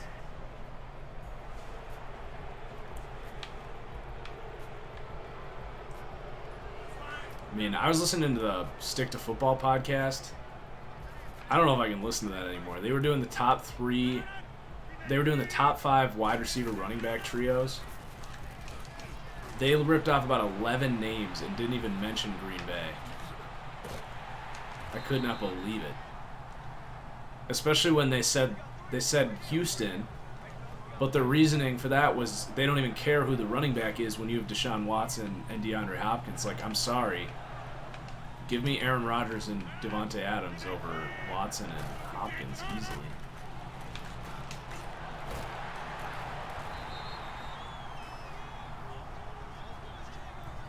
Call me a homer, but that's just ridiculous. It's like a lot of people have just forgotten that the Packers exist, I think. I think Wentz is my final answer. Because Foles came in and won a Super Bowl. Oh, jeez. Can't play any defense. Adams just got hurt too, and we're still going to get shredded. But yeah, Wentz is a good answer because his first year he threw a bunch of picks, but he looked really good. He looked a lot better than his numbers looked. And then he comes in, should have been an MVP, got hurt. People love to, dismiss injuries. When you're talking about a guy, they think injuries is just at quarterbacks, just going to ruin a guy's career. Or maybe it's just that they don't. Oh, let's just step out of bounds. I think it's that they don't feel comfortable projecting what a guy would have done had he stayed healthy, is the way I would rephrase that. But he was an MVP and would have won the Super Bowl that year. Seriously, if you think that it would have been different with Wentz, you're kidding yourself. Oh, we've got a good old-fashioned barn burner here in Green Bay.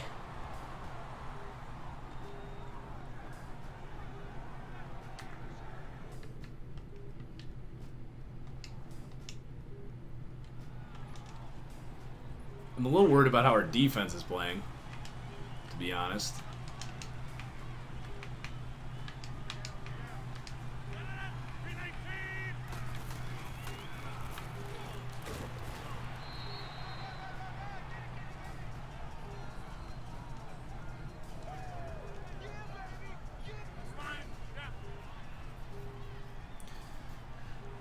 Yeah, Joe Mixon's underrated.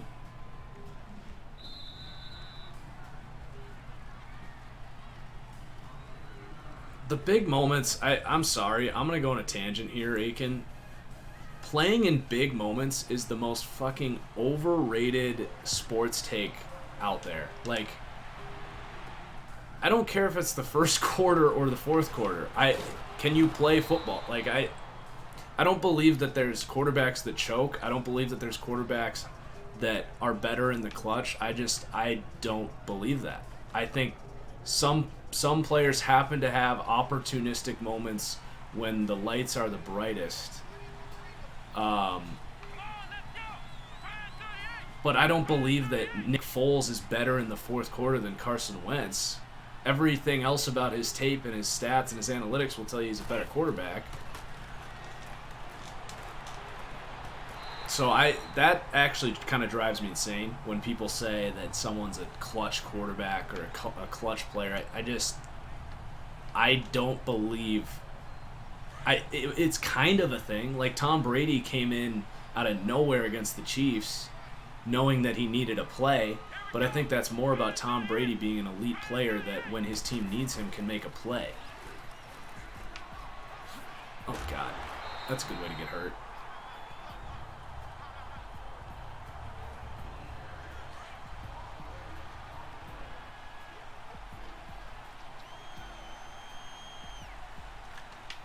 I think big-time players make big-time plays. I think that's clutch. I don't believe bad players just become good.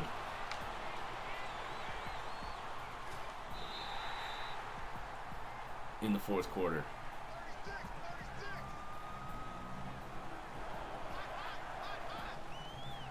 Yeah, I agree. Making a play when your player needs it is clutch.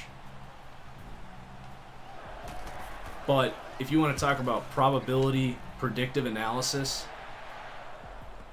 better players are going to be able to make better plays when their team needs them the most. That's my spiel on being a clutch player. So is Tom Brady clutch? Absolutely. He's a effing good quarterback who can, even if he's having a rough game, can turn it on in the fourth quarter because he's so experienced and he's seen everything. Does he all of a sudden become a better player in the fourth quarter? I don't believe that. I think it's all about narrative.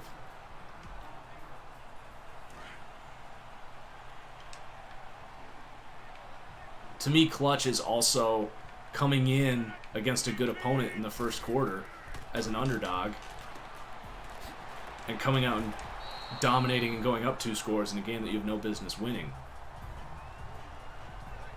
That's also clutch to me.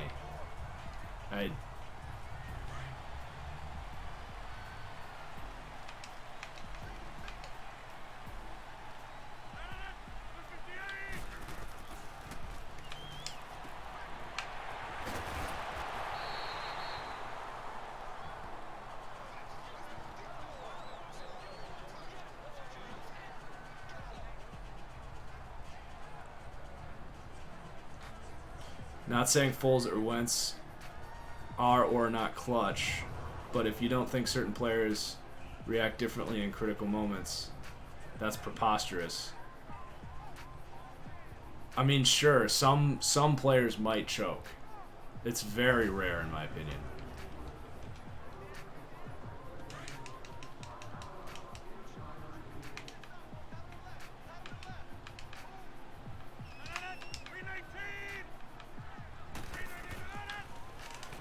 Oh, I thought we had that.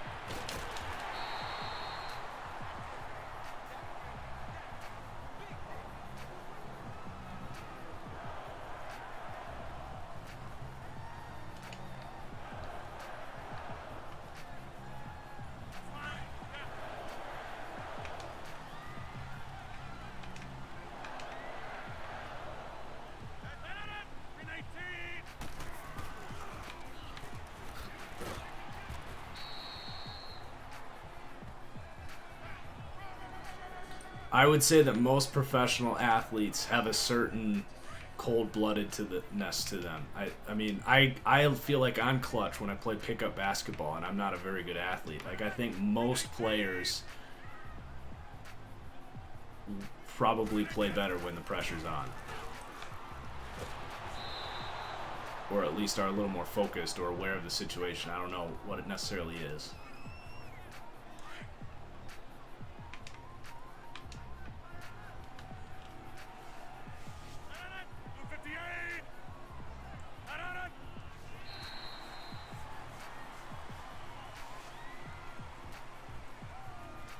Neutral zone infraction. Defense.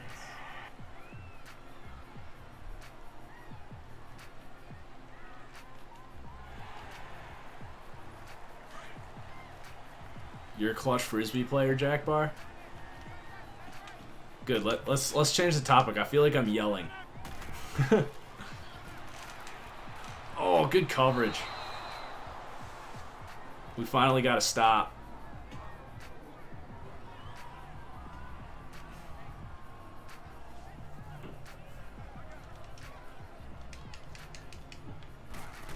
The moral of the story, what I'm getting at, is like there are actually people on Twitter that would be like, if it's the fourth quarter, I want Nick Foles instead of I don't know who's an actual starting caliber quarterback, like probably like Andy Dalton, for example. I think a lot of people would say they'd rather have Nick Foles in the fourth quarter over Andy Dalton because they've seen him win a Super Bowl. And it's like that's all about narrative, and you know, we've never seen Andy Dalton in Foles' situation.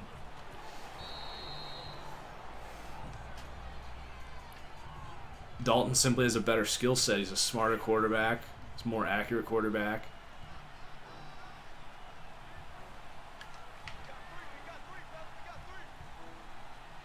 I'll take my probability with a skill set like that over someone that we haven't necessarily get the opportunity to play in a Super Bowl.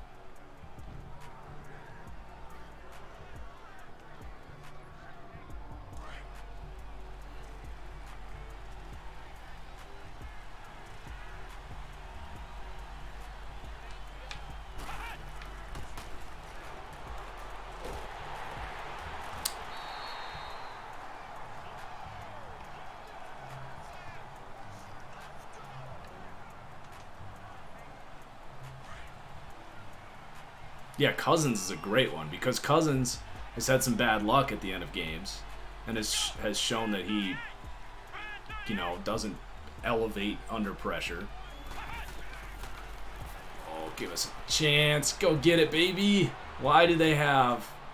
Oh, you got caught. Like, I would still take my chances. It's like, let's try to use another analogy.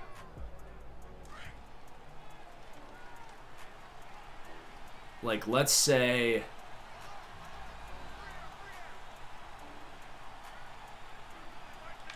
Let me get this in first. Touchdown.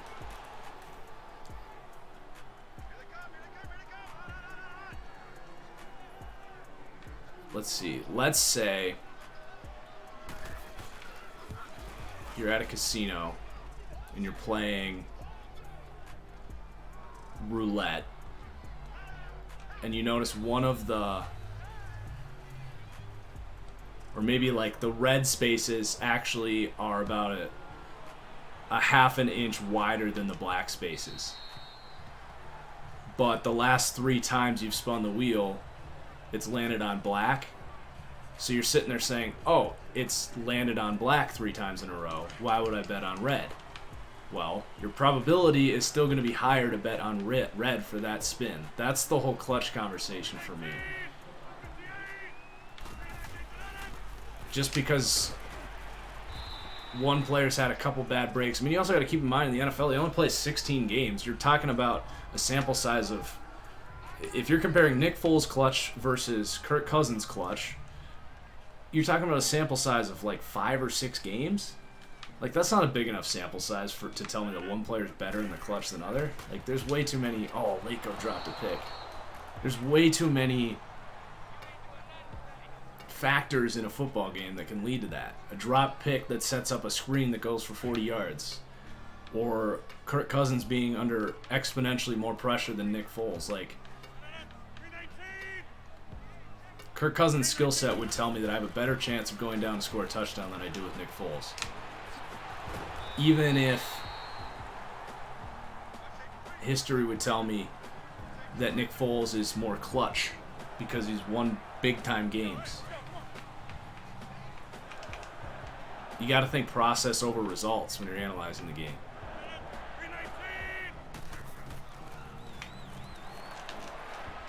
Make a play. Oh, nice swat.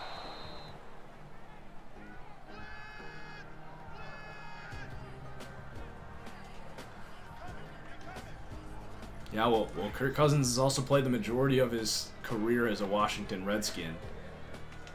And he happened to play behind one of the worst offensive lines in the NFL for the Vikings last year, with a defense that was ravaged by some injuries up front. You put Kirk Cousins as the backup quarterback to Carson Wentz, I'm sure he would have gone on to win a Super Bowl. with that team.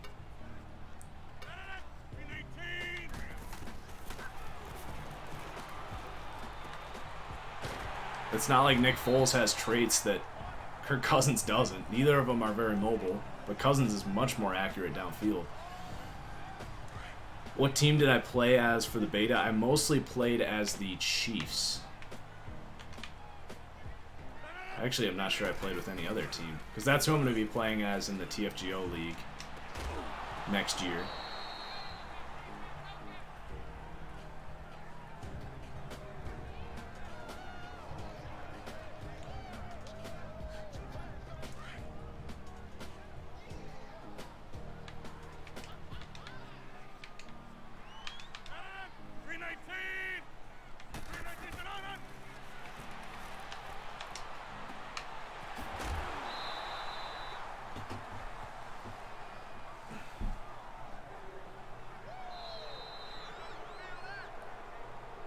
Worst injury I ever had was a sprained ankle playing ball.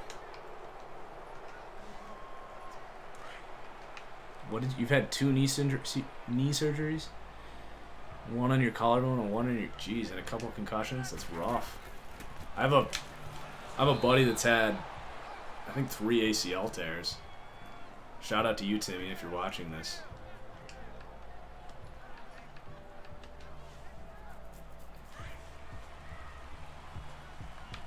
Alright, this is a big play right here.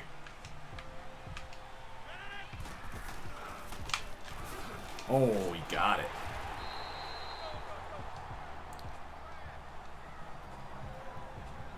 I kind of want to get stopped so we can go score again.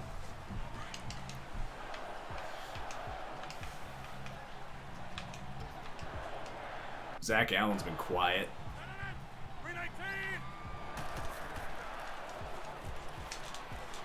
Lako, let's go. There's got to be some kind of pun that we can use there. Lako, let's go. Got to be something in there.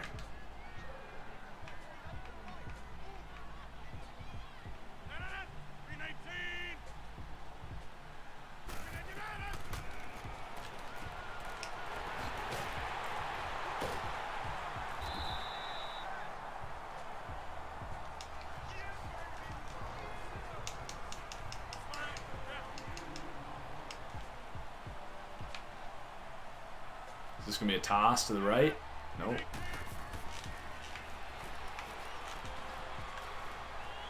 Oh, there's no way that was not a touchdown. What the heck?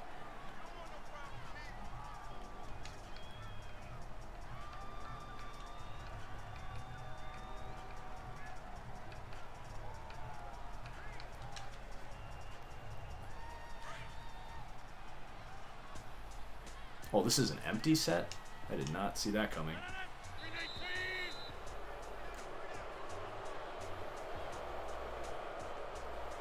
False start, offense. Wow. So they call it not a touchdown, and then they false start. That's a big swing.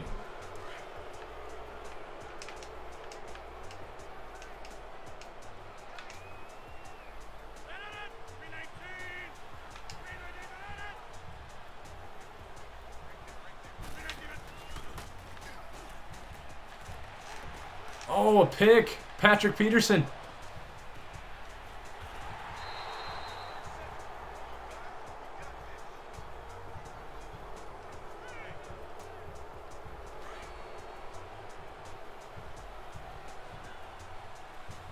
The Bears in the chat cheering for the Packers to get this W. Interesting dynamic there. Oh! I love the hurdle on those safeties coming down to make those tackles.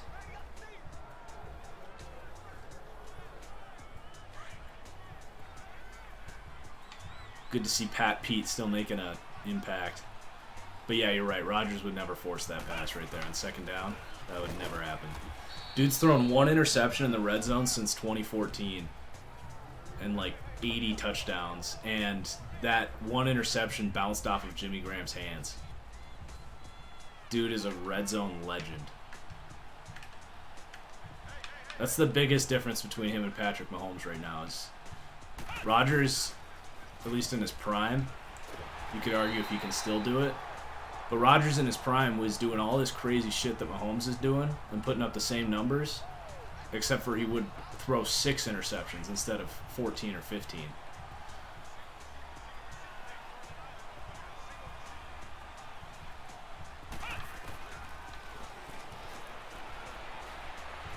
Oh, he's open. We got him. We got Isabella.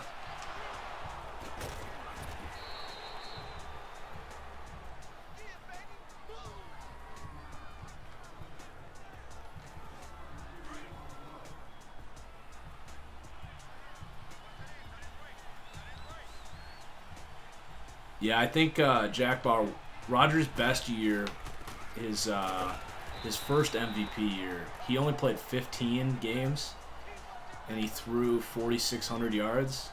And in the Week 17 game against Detroit, that was when Matt Flynn threw for like 600 yards, and ended up getting that big payday.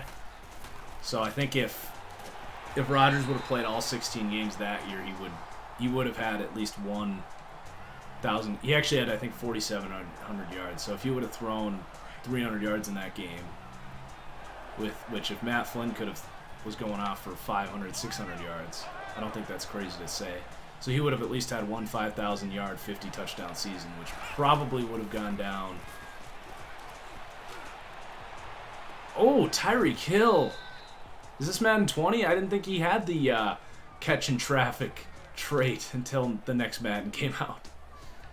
That'd probably go down as the second or third best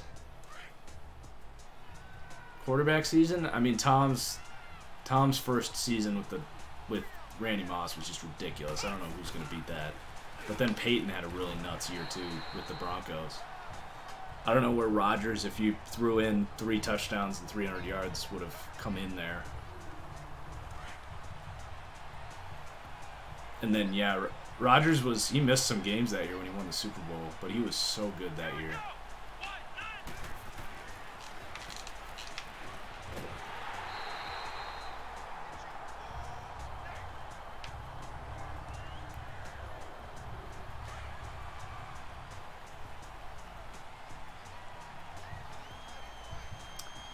You know, Colorado, I used to think that, but there's a lot of young up-and-coming quarterbacks. I don't necessarily believe that anymore. That the NFL is in trouble when these quarterbacks are. Oh no, Kyler! Oh, that was not the receiver I was intending to throw to. I was trying to throw to the crosser. I thought it was for sure a pick. The D-back was just watching, and then Tyreek Hill with the awareness to catch that thing. Oh my gosh. I'm in shock that worked. That was so lucky. Kyler just got... Did we just come up with a nickname for a quarterback wide receiver duo? Tyler? Like the...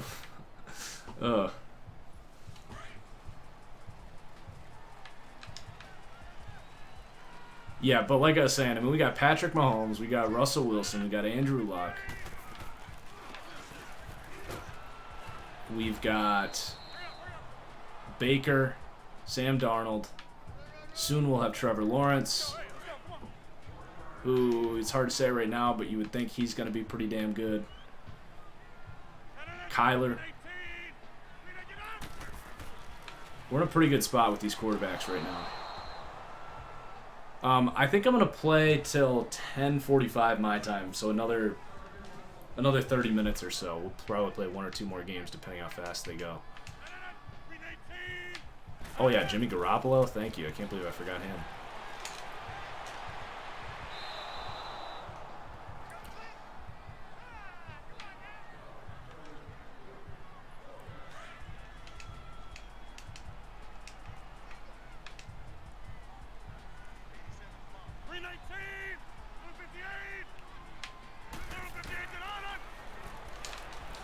Oh, Pickett Laco. Let's go. Pick off Rodgers 3 times.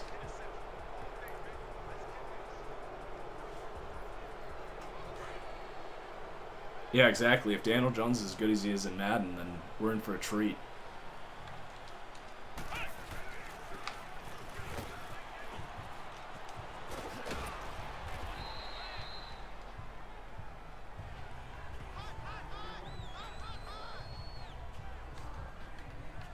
Yeah, I know Rodgers does not play well AI-wise in this game because he takes so many chances.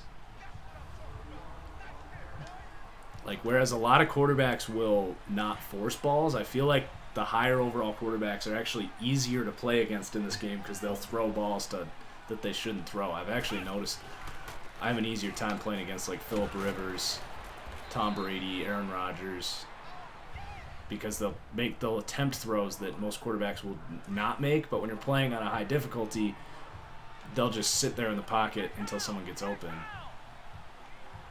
We probably should not be passing this, but let's just throw it away. You want your boy Cam to get the respect he deserves? You don't think Cam gets any respect? I'm a little worried about Cam Newton, man. That shoulder was very concerning last year. I think there's a chance that they Andrew Luck him. Oh, gosh.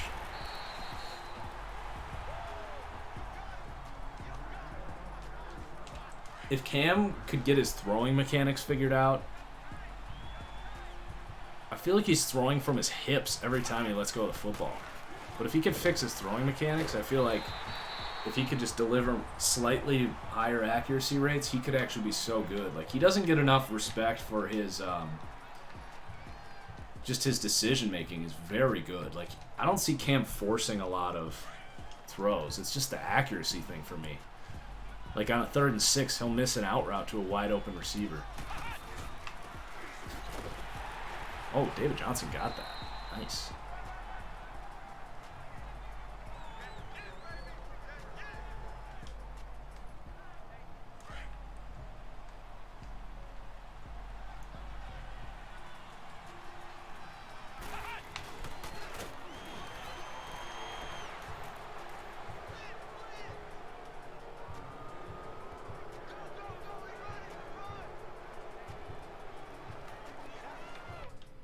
I do agree with you that accuracy is not something you learn, but in Cam Newton's case, I will say that most of his accuracy issues seem to be mechanical flaws. I don't know if he's innately inaccurate. I don't know for sure. You know, you look at guys like Trubisky. Like, Trubisky's mechanics are fine. Like, there's nothing wrong with, like, Trubisky's mechanics. Lamar Jackson's mechanics aren't even that bad. But when I see a guy that literally, like, throws off his back foot with his back, like, at a 45-degree slant, and he's like, I don't even know if you can see me on the camera, but he's like this, and then he's throwing almost across his body from the pocket. Like, you wonder why he's inaccurate. But I do agree with you that accuracy is not something you learn. I just don't know if it's a mental accuracy problem with him. Because he will throw some just beautiful balls. Shall we give our young new running back one little carry here before we get out of here? This was a long game. We had some good conversation here, but that took up a lot of time to play that entire game. But just like last year, a great start. Okay, that's not going anywhere. Let's get out of here. I think we'll play 1, maybe 2 games of full offense. We usually rip through pretty quickly when we play offense because defense takes a little longer, I feel like.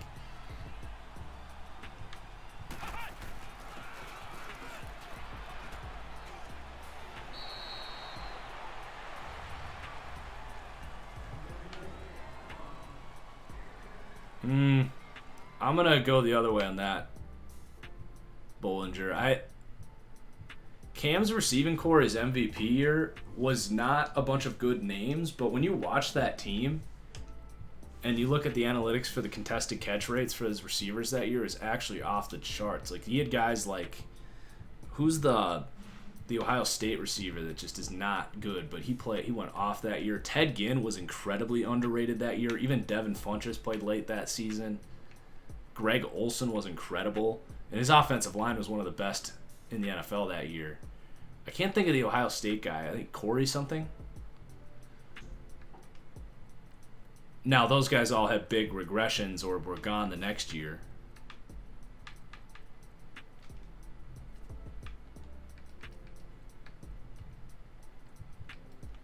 And I don't think his offensive line's been that bad. I mean, everyone's got offensive line problems in the NFL right now.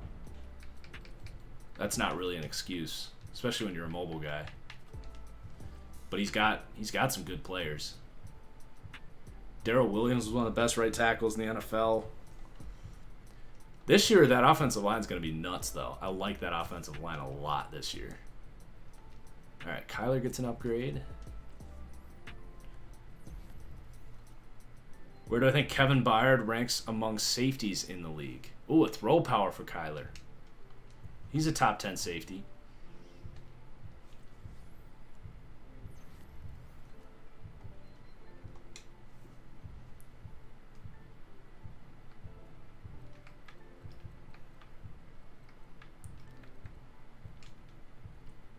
All right, we're gonna play offense here against.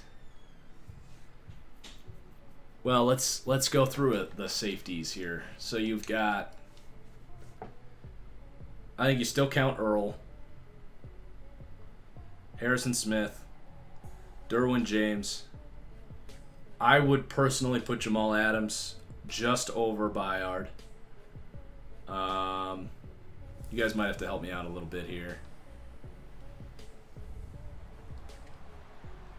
I would put Byard over Collins. He's a better coverage player.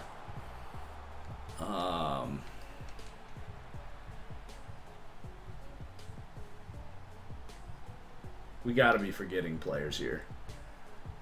Eddie Jackson. Eddie Jackson and Byard are very similar players. I think if they were 5 and 6, that's probably fine. I think you're splitting hairs. Kind of pointless to debate that there. They're both fantastic athletes, good players. No, we said Derwin. I would not. A year or two ago, I would have said Malcolm Jenkins, but he's a good, not great player at this point. Hooker's good, but I would put Byard over him. Hooker's top 10. Yes, I think 5 or 6 for Byard is probably about right.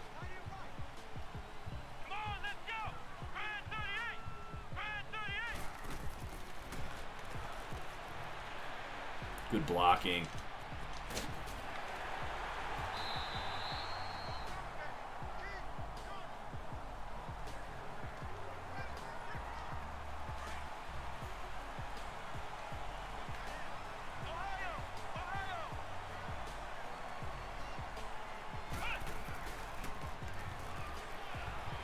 Oh, we got caught.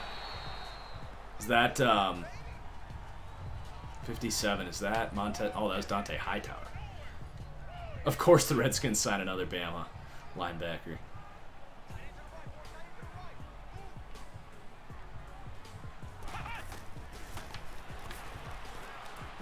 Oh, I couldn't make a decision with the crossers going there. Ryan Anderson gets me from one Alabama player to the next on the edge.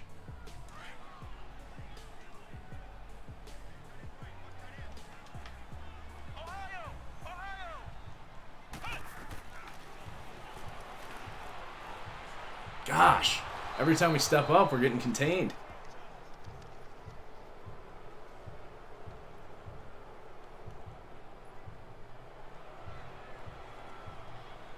What's up, Seahawks Signals?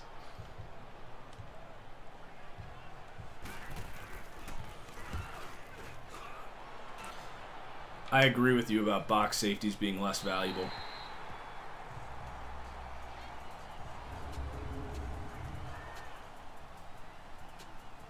All right, we got to step it up now.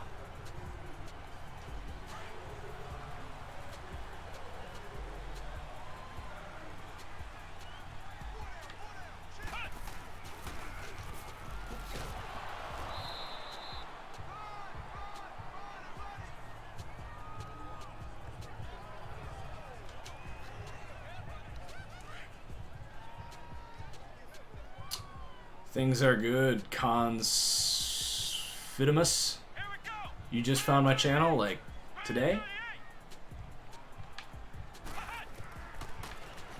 Oh, God, I can't make a read in this game for some reason. Why are we getting just destroyed by Dante Hightower?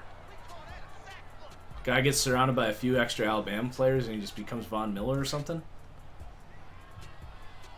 I'm going to see how many Alabama starters are on this defense right now. Pizza's finally here. Let's go. All right.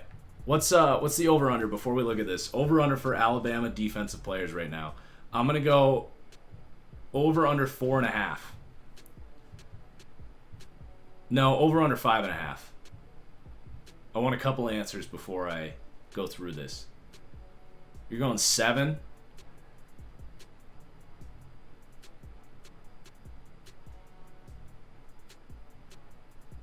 I'm going to take the under. I think it's going to be 5.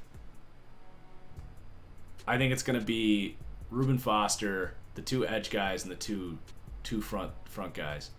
So, let's see. Jonathan Allen, Deron Payne, that's 2. Ryan Anderson, Reuben Foster, Donta Hightower.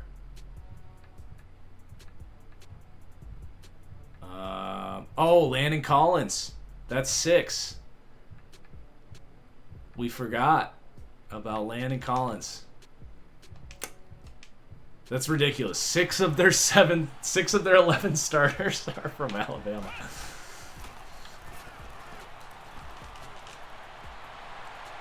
Big time play.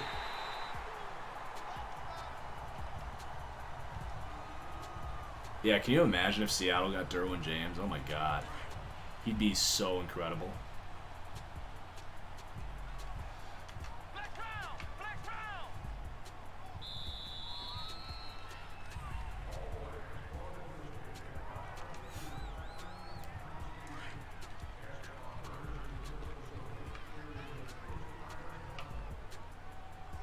Do they have Josh Norman at corner or at safety right now? I don't think so. Oh, nice block. Juke. Let's go, DJ. We haven't had a whole lot of big runs with him, but that's what's up. How about the pulling guard there? That was our first round pick. What a freaking block. You don't often notice plays like that, but that was pretty sweet.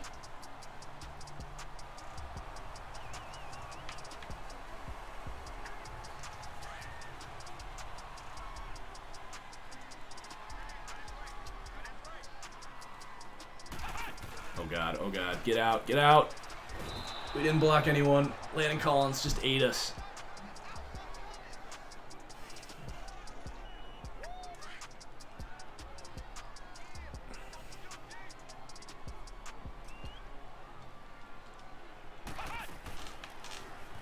Oh.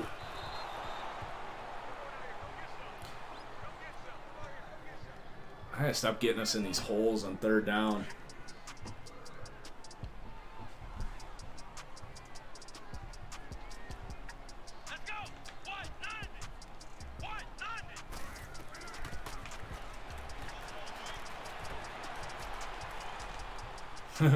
Tried to Rodgers it. Couldn't do it. Not even close. Even with our throw power upgrade we got this week. Alright, we're gonna start calling our own plays next possession. Go a little more conservative. Not necessarily conservative, more just smart.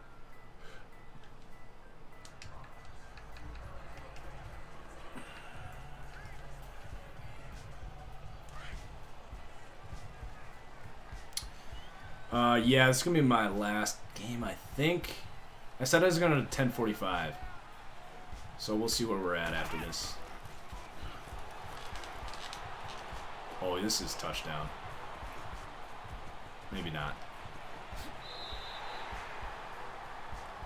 I think DK Metcalf will be good for Seattle. I think they should be smart enough. I mean, the thing about Seattle is they've been really good taking guys like Jermaine Kearse, and there's Jaron Brown.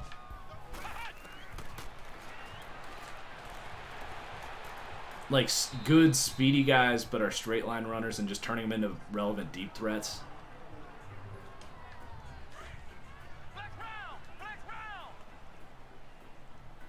I think they'll do a really good job using him with Russell Wilson, who's probably the most accurate deep ball thrower in the NFL right now.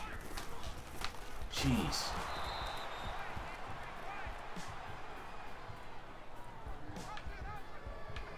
No, I know they barely played, but like, wasn't he their number 3 when he was on their team?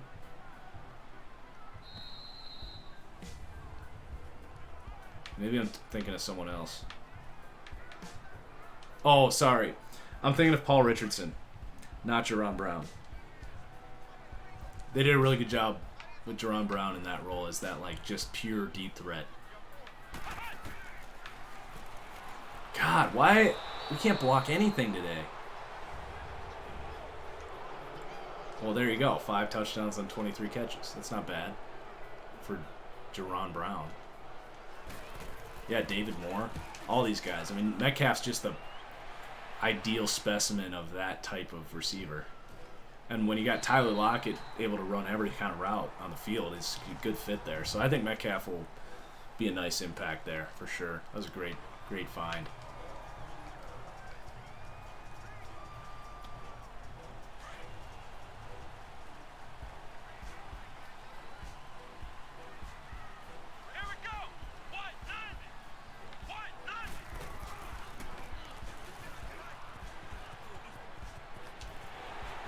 Yeah, I hear you about Laquan Treadwell. It's something I've talked about a lot in my videos is having an Ole Miss bias. I mean, Robert Kandiche too, Laramie Tunsil, like none of those guys have met their potential. Tunsil's not bad, but he just hasn't really developed. Oh, yes. Oh, he dropped it.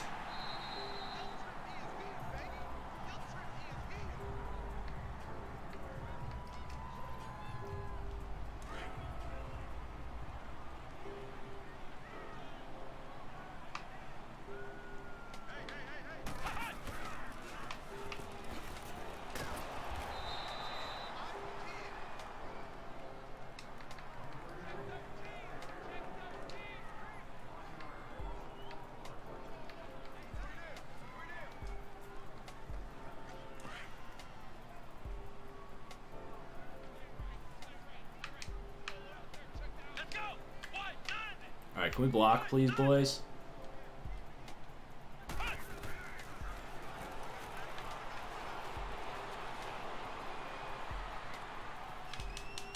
Oh, let's go. Oh, I wanted to hit that hurdle. That edge rusher came so wide. Luckily, we were able to get away from him. Just watching the replay.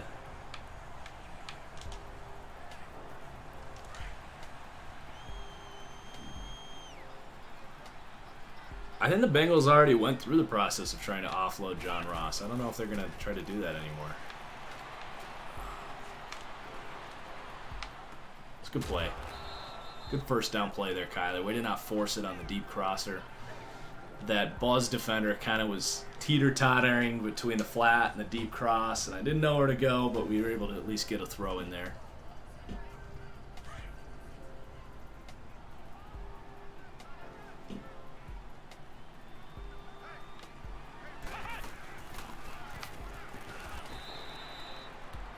I think I will go to Chase Edmonds on this one. Yeah, Megatron was ridiculous when he was playing.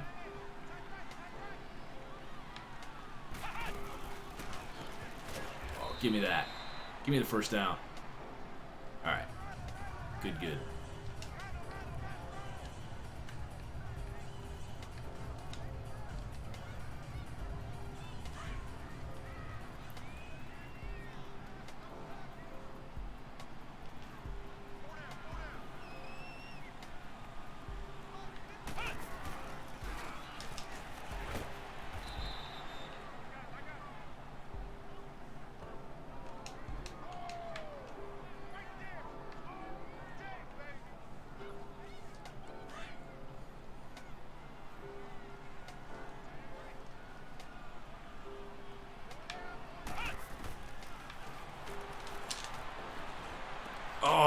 that's stupid animation.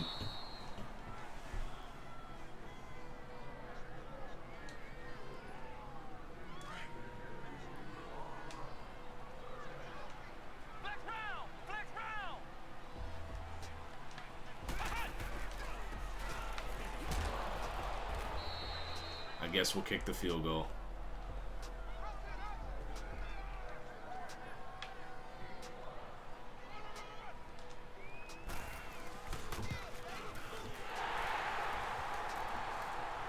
It's a good game.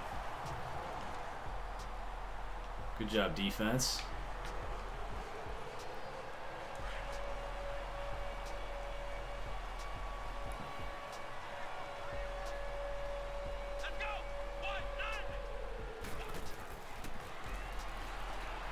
Oh, man. The linebacker read that screen, and I was like, I feel like I could run this.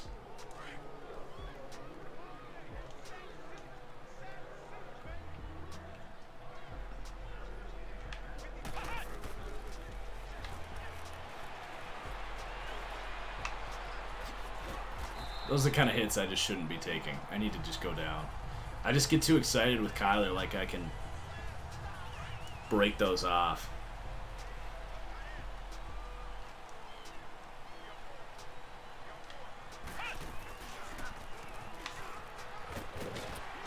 These read options are working today. David Johnson's on a good day.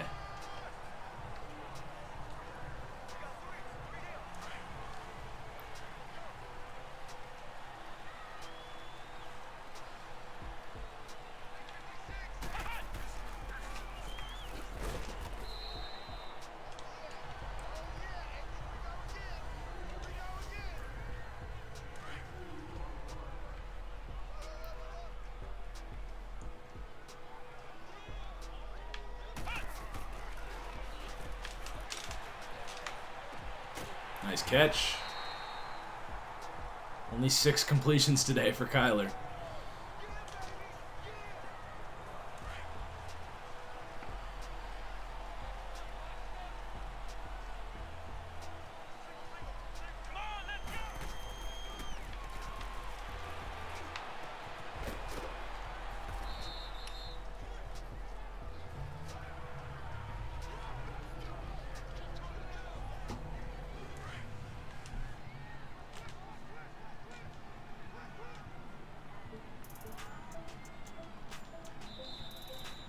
I think I want to go back to a read option here.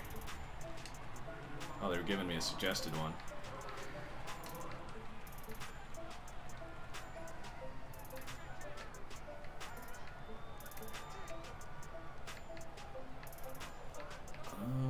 Where is one? I got so many of these pistol packages.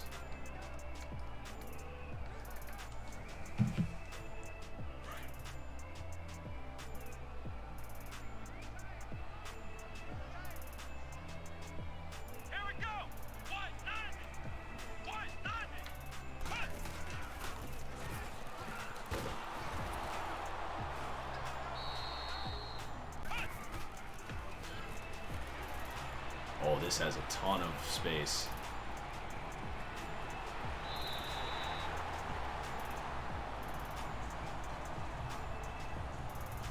Wait, is the stream gone?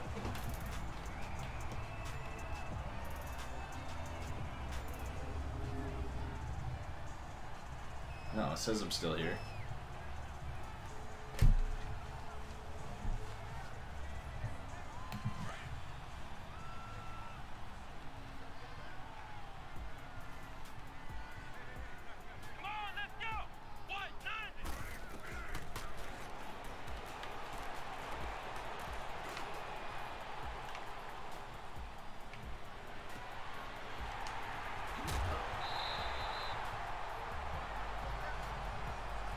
Stream has committed the big dumb.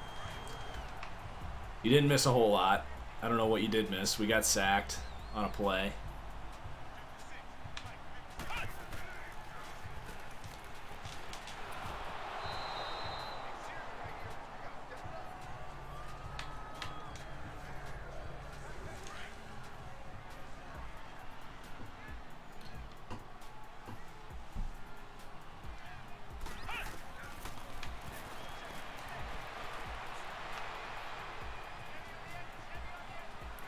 Kylie's had some busy feet today.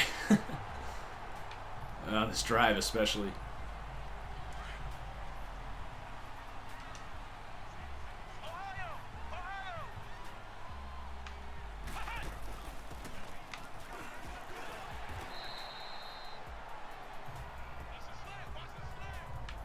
Yeah, I agree with you. The league is very competitive right now. Like, just looking at some of these teams' schedules, it's like I have such a hard time seeing a lot of these lower-level teams winning 8-9 games, whereas in the past it's like, yeah, I could see it. But now it's like everyone plays such tough schedules. I think it's so much parity, which is awesome. I think teams are just getting smarter. You're not getting as many dumb teams, like, just not getting better in the offseason, you know? It felt like a couple of years ago there's teams that would just not be, like, they would just not get better. They would make bad signings, let guys go, draft poorly. I feel like every team legitimately got better this offseason, outside of maybe Baltimore, but even Baltimore, like, made some moves. Like, they'll be a different looking team, but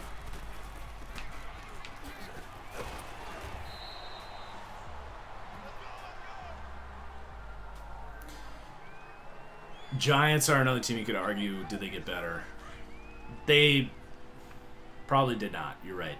I'm not going to try to make an argument for them. Oh, I thought he was going to get out of that. I don't know if Miami got worse. I think Miami probably got better.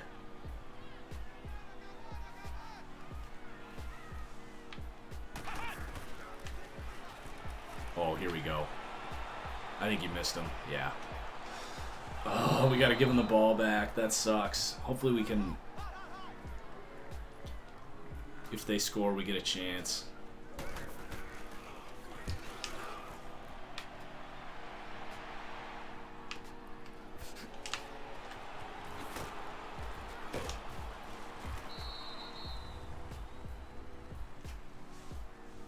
Yeah, that's true. Chicago didn't necessarily get better, but they're actually good.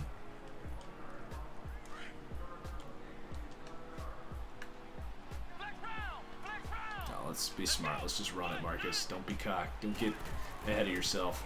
Oh, give me a block. Stay in bounds, Johnson. No. Now we might have to pass.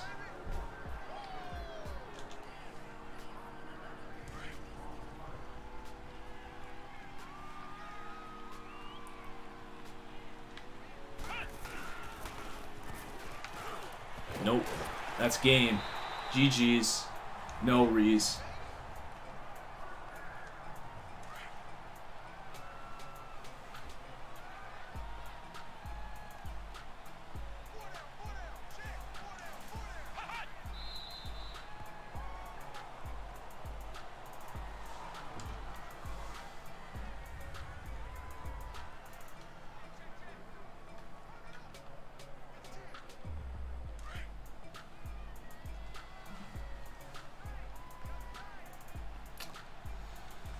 Okay. Oh, we're not out of the woods yet.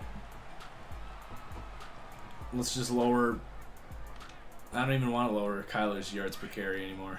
We're going to give it to DJ.